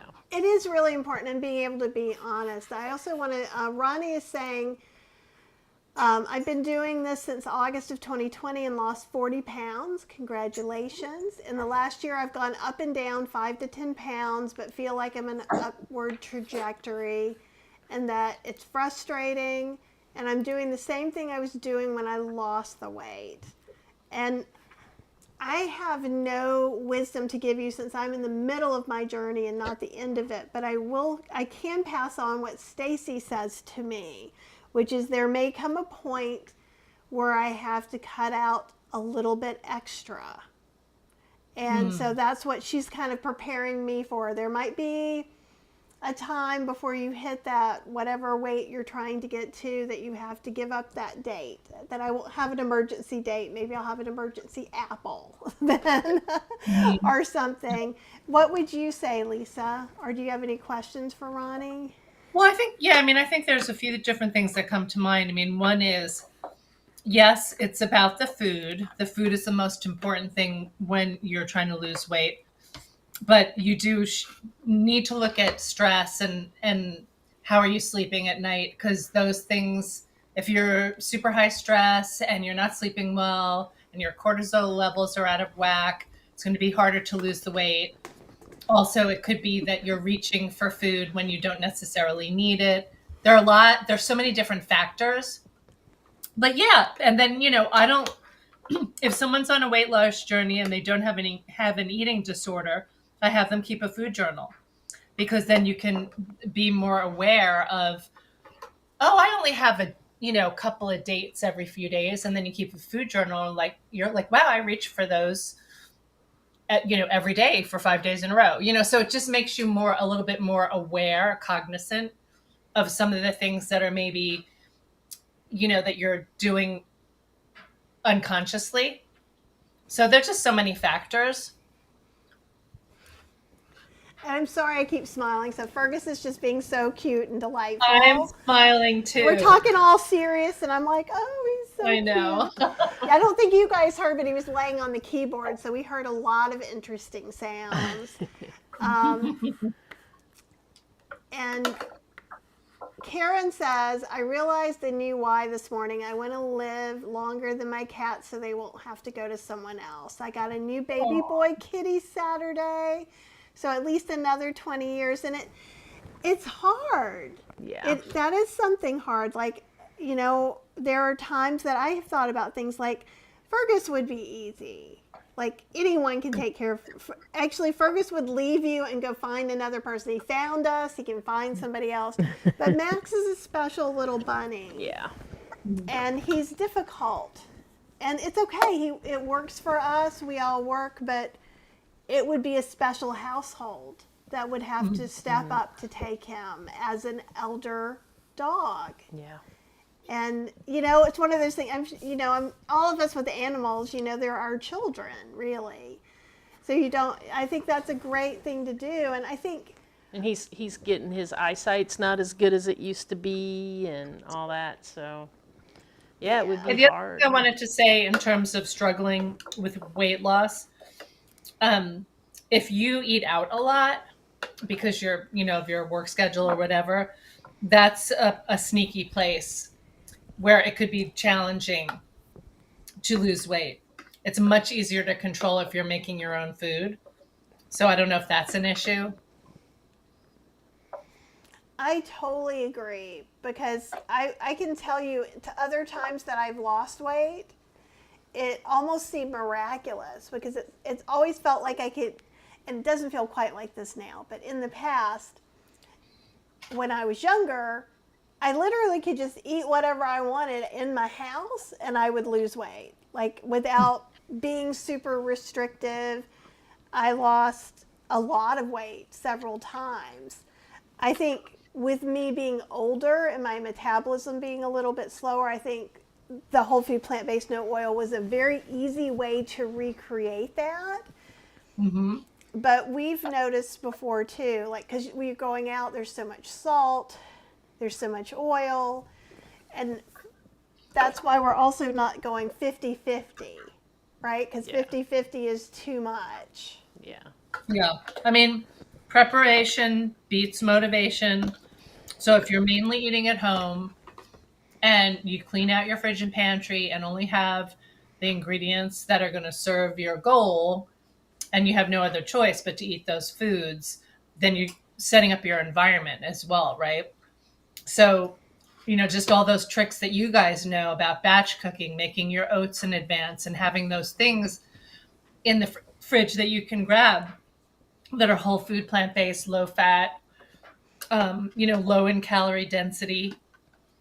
And another thing, when I'm working with clients who want to lose weight, we really do work on in the beginning understanding calorie density. So if you don't understand that, it's really important too, because you can, there's like fruits and vegetables are the lowest in calorie density. So you can eat as much of those foods as you want. And then whole grains and beans are still low in calorie density, but they're a little more calorie dense, but they help keep you full. So then you have some of that. And then the third thing would be your nuts and your seeds and your avocados that you're just going to have, if you have them at all, little bits of. So you want to keep your the foods you eat, the calorie density to be 600 calories per pound or less. So if you don't understand calorie density, that's really important, because it really helps with eating a whole food plant-based diet and losing weight. And I'm sure you guys learned about that with McDougall, right? Yes, absolutely. That was one of the big things we first did. And I want to talk about this for a second too. Ronnie, who we were talking about before, who was starting to gain 5 to 10 pounds, says, I often don't want to say anything because I don't want to rain on anyone's parade. You're not raining on anyone's parade. You're expressing your own experiences and opinions. And that's perfectly fine. And saying, I'm just not having the success I was, and I'm even more strict now, and I don't cheat at all. And I think it's good because, like, again, you're further along in your journey than I am. So I think, what we're doing now in 6 months, we may have a different level of what we feel is okay, and we're going to bring you along with for the ride, wherever that ends. But don't feel bad about that, because, like, the only thing I ever do kind of go, it's not okay to tell someone else to eat stricter. It's not okay to tell someone else that they can't have something. It's always okay to say, I'm trying this new thing, or I'm limiting this because that's what works for me. Like, sharing that information is fine. I find sometimes in our whole food, plant-based, no oil community, people get purposefully or not purposely judgy and a little bit food shamey for other people. I agree. And that's something that's important to me that doesn't creep into the community. So if, and I know several people who lost all their weight and they can eat a handful of nuts. I'm not eating a handful of nuts. However, if it works for you, I'm here to support you in it. Right? So I just kind of wanted to be clear about that, lest it sounded like I want only this happy, positive. It's okay to say you're struggling. It's okay to ask for help. It's just not okay to belittle or tell other people what to do. If people say, Absolutely. hey, what are you doing? Because I might want to do it, then it's perfect to tell people what you're doing. You're helping them, right? Yeah. Also, Kathy, how does Stacy and the McDougall team, how do they determine your goal weight? Is that up to you? Are they advising you? And is that strictly BMI, or like, how is that? Because what I hear a lot in the conversation in this community is that last 5 pounds, and maybe you don't need to lose another 5 pounds. Maybe you're at your perfect, like healthy weight. And maybe it's that extra 5 pounds is more vanity. That's what I think I'm trying to understand too. And I am too, honestly, because I know what Dr. McDougall would say, and I don't personally agree with him. That doesn't mean I don't agree with a lot of what he says either. It's okay. It's just like your best friend can do something wrong and you can disagree with it, and they can still be your best friend, right? I don't think any one human being is 100% right. I don't think I'm 100% right either, right? I just think that doesn't exist. So lest someone hear that, I think Dr. McDougall's starch solution is an amazing, simple diet that anyone can follow for their life. That I will say, and that I believe in well. He will say, because I did ask this in another forum, and so he has two things to kind of say, both which I think don't help necessarily modern women who may have some body dysmorphia. It's maybe or some different ways of looking at yourselves. Because he's a man, so he thinks if you look in the mirror and you're happy with what you see, you're probably at the right weight. We talked about that. Yeah, and I'm like, do you think Kate Moss is happy with what she sees? Right, and this is where I don't necessarily agree. So the things, and the other thing is he really believes in that very first BMI chart, which I also, it was like in the Depression. So it was like how people weighed in the Depression, basically. It's the standard, it's the European, not European, it's the Western white man standard. It doesn't apply to women who are postmenopausal or who've had children, or if you're African American or Samoan. So I don't think that that's a good guide either. I think that you and I agree on this, and so I'm still going around questioning, and I'm asking everybody that I come into contact with. I hear so many people who are trying to lose that last 5 or 10 pounds. If you're not looking at a certain goal weight or a certain goal size, how do you know that you've reached that size? Is a question that I ask, and it may be a hard question anyhow, just even asking the medical community. Because for me, I'm in a weird way, in weird things, I'm super competitive. Like, obviously I'm not, like, if Lisa writes a book, we're going to talk about it. We're going to try and sell it. I'm not competitive in that way. because that's stupid. In my opinion, that's one of the things I will say is literally no one buys only one cookbook or cooks one recipe, right? We're all in this Right. together.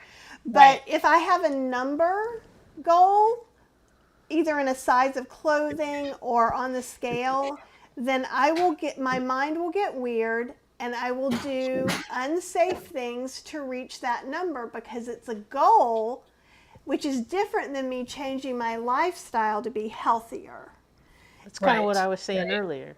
Yeah, and so, but I know myself, and I know if I had a number, I could make that. Like I could have been on Biggest Loser, and I would have been one of the last ones where she was severely underweight, which is how she won it, and I could totally see myself doing that. I'm not doing that now, to be very clear. Yeah. As you can see, I am not, ready to go to We're the not on the hospital. fast train. We're not on the fast train. A lot of those male, possibly the women too, but I think what I've noticed in reading interviews or reading some of their articles is that a lot of those white male whole food plant-based doctors think that being slightly underweight is healthier than being slightly overweight, but that's based on, again, the BMI, which I guess it's good to have sort of some kind of, I suppose, standard. And I don't really know what the solution to that is. I mean, we know that waist circumference is a predictor of heart disease, but even that is not the best because of different body types. So, I struggle with that one especially as a health coach, helping people. To me, it's always about, what is the goal with the weight loss? And if it's, reversing the type 2 diabetes and it's reversing the cholesterol, lowering the cholesterol and all those other factors, that's really what we focus on. And then, and I'm not going to shame anybody for wanting to fit into that holiday outfit. That's okay too. Just as long as it's not an unrealistic, unhealthy, that's where you get like the gray area of eating disorders and body dysmorphia. So it's it's a tough one. It really is, it's one thing for me to say, oh, I'm fitting into some of these other clothes because I felt like in 2019 that I was going to continue on. And I think without the pandemic, Yeah, you would have. I would have. And I feel like I'm actually just now starting to heal my mind and my brain and my emotions from going through 3 years of that. And that's coming up for me a little bit and making some of this not necessarily harder, but more complicated than it needs to be, Yeah. But it's okay, and everything's working its way out. But so for me to see those clothes, it wasn't even like, woo, I'm going to fit in those. That's going to be a goal. It was just like, oh, good, in case Universal Standard, I love their jeans, and they go on sale once a year. Now I know I have the next size, and I have 3 pairs of them, and I don't have to buy anything. So that's what I felt like. I'm like, okay, I've got that. If I want to get another size, I could do that. And part of me is kind of going back and thinking, there were 2 other times I was probably close to this much overweight, and I got to a size. And is that a size that I want to think about? I was 30 then, right? I know I'm not going to fit in a size when I was in my 20s. That's the thing. I mean, so much of this has to do with embracing ourselves, loving ourselves, our self-worth not being about how we look or how skinny we are. This is such a huge conversation, and it's something that's really important to me. And I'm really fighting with struggling with that, which is another reason why Lauren and I started the podcast too, because, it's great when people tell me I look like I'm younger than I am, but you know what? No, I want to look my age. I want to represent women my age, so I'm letting my hair go gray. I want to be okay with who I am. And this is like part of the conversation I'm having with myself and with my friends, because so much of that body dysmorphia is about trying to, again, like we've talked about again and again, is meeting some unrealistic standards set by an industry that isn't real. like Ugly Betty. I love that show. Oh, we love that. Cheryl's rewatching I'm it right rewatching now, it. I love that actually. show. Gosh, Ugly such Betty's a good great. show. Yeah. Yeah, So what did I say? Ugly Betty walked so Glee could run. Yeah. In a way, it's very true. But it's so good because it's just, it's addressing just the the fashion industry and how preposterous all that is, and they set the standard for how women should look, and it's just horrible that we all have to have that kind of pressure, and that's why I think that's one of the reasons why I love Nyad the movie, because Annette Bening and Jodie Foster have not gotten any plastic surgery. I don't, they are letting themselves be seen as they are, representing who they are. And I really admire that. I'm like, they're not trying to make them, I don't know. They're just, it's very real. but And I wish, Go ahead. I hope Hollywood does more of that. it's beautiful though, like Jamie Curtis, like Diane Keaton. there's some actresses here, but there's certainly some actresses in the UK. And Yeah. to me, Helen I Mirren. see shining examples of how to Age sink graceful. into your age. Yep. Let it be okay, right? Yep. And Apple says, I often think about the quote, "Who profits from my low self-esteem?"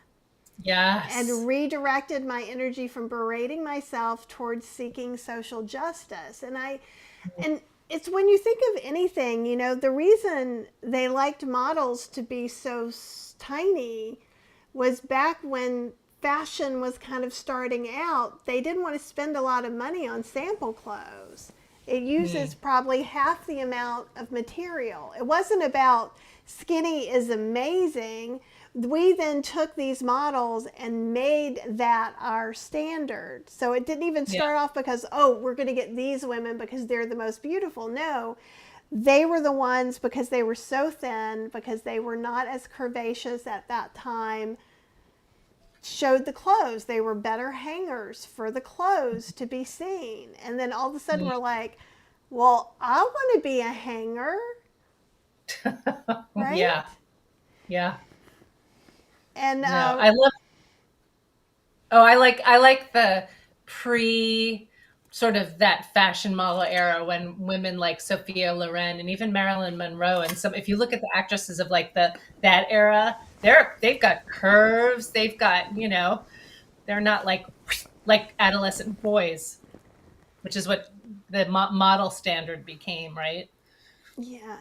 And I feel for models now, because like for one decade it will be you need to get chest implants, breast implants, and then the next time it's like, nope, we're back to skinny, flatter chested. chested. And I'm like, Right. now people are having to get, people who are in the biz or of like that are having to actually get body modification. So it's like one step further every single time.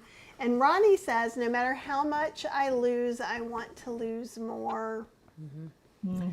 And I think that's the caveat of the community sometimes, is because we don't have, we know what too much weight is in general, like a lot, like, hello. Even though I've lost a little over 30 pounds, I know I still have more than 30 pounds to go, right? That's pretty easy. I think when we get down to this and where we don't know, is it a BMI? Karen was saying body fat is a better measurement. But we have to kind of decide, like for me, my way of looking at it, for me and for Cheryl, and you may feel differently, but this is how I look at your journey, is that I want our health to be better. So my liver issue was what really got me together. Yeah. I want to, Cheryl's energy got so much better as she was able to get off so many of the diabetes medicines that were really actually making her feel sick. So therefore she couldn't actively participate in her healing the same way. And I think right now that is the one thing that that I have the mental hang up with still, is I want that process to happen faster. but I understand that it can't happen faster unless I'm losing the weight faster. So I need to be patient and gentle with myself and just know that I'm moving in the right direction and my numbers are moving in the right direction. I need to be patient with myself and know that I'm going to get there. But I think and you can answer this better because you've recently done McDougall, but they don't advise losing more than like a pound a week or a pound. Is it a pound a month or a pound a week? Or I think it's a Pound a week, I think. yeah, they even don't encourage that, right? Yeah, I mean, you're not set on this has to happen. I have noticed because we didn't take a break, but we weren't trying to actively lose a lot of weight while we were traveling. We just wanted, my goal for October was just not to gain any weight because from September and October, we're, to eat as best we could. We knew we were going to eat off plan. And then when we checked in with Stacy recently, it was like, well, how are you feeling? Are you still wanting to take a break or do you want to try and push a little to get, what's your next goal? So I don't feel like that's being put on me, like as far as like, here's this stencil that you're going to fit in. No, I'm really glad that she asked you what you want. That's important. Yeah. Like, so what is your goal? I don't feel pushed, and I do want to get some movement. We've talked about that and what this is looking like. And like this Thanksgiving, we weren't going to be doing 2 big Thanksgivings, but here we are doing 2 big Thanksgivings. But also here we are making plans for what we're going to do next week. So that's kind of how we're looking at balancing it instead of, because it's not like any of this is coming around before next year. So it's not, I don't feel like it's a danger. It's not like the Indian buffet. We keep checking in with that because it happens twice a month. How are we feeling? If it was happening every day, let me know when you're doing Mary's Mini. Maybe I'll join you. I've always wanted to try Mary's Mini. Okay. We could do something live because I was thinking of possibly doing something in January, but maybe we'll do it before then because we could do something every day and we could show what we're making or pick a different starch. Technically, we need to do something after Thanksgiving to prepare us for Christmas. No, because I've recommended Mary's Mini, especially when I was at Whole Foods, because I looked at it with the coaching clients and had them, when they were trying to reach a goal, and we looked at Mary's Mini a lot. But I need to try that sometime. It looks really good, and I love Mary McDougall. So, and just think about it. You can, like the potato one. I'm just like, so you get to have breakfast potatoes. You can have like cooked wedge potatoes in the air fryer, maybe even with a little sauce. She has extensively looked at all of the different variations. I've done the potato hack a few times, right? Oh no, that's awesome. There's a book called The Potato Hack, and it's like a reset where all you eat is potatoes. You start off, I think the minimum is 3 days, but you can go like, I think I did it for 5 days one time, and you can have them boiled. No oil, obviously, and you can season them, but you don't want to use a bunch of salt or anything. But yeah, it's like boiled, mashed, roasted, and you sound like a hobbit. It's, what? I really liked it because I love potatoes, and like when you're hungry and all you can have is potatoes, they taste even better than they ever did. But by the end of it, all I wanted was a bowl of steamed kale. I was like craving greens. So it's a really good actual reset, especially if you've been eating a lot of junk food. Like I've been going out, I've been having vegan pizza or I'm having like Thanksgiving, and you do a reset like that. It's fantastic because then you're craving the things that you should be eating, like greens. Well, and I love that. And I love that you get to have vegetables with the Mary's Mini. So like you can go ahead and have a veggie with it. But like you can take that mashed potatoes and make mashed potato pancakes. You can shred them and make a potato waffle, right? There's so many things. Mashed brown waffle, I love those. Like to me, like eating potatoes counts for a lot. Yes, definitely. You're a little potatoes are our friends. They're delicious, and they come in many different colors too. Gina says, after being fat my whole life, I'm 15 pounds from goal.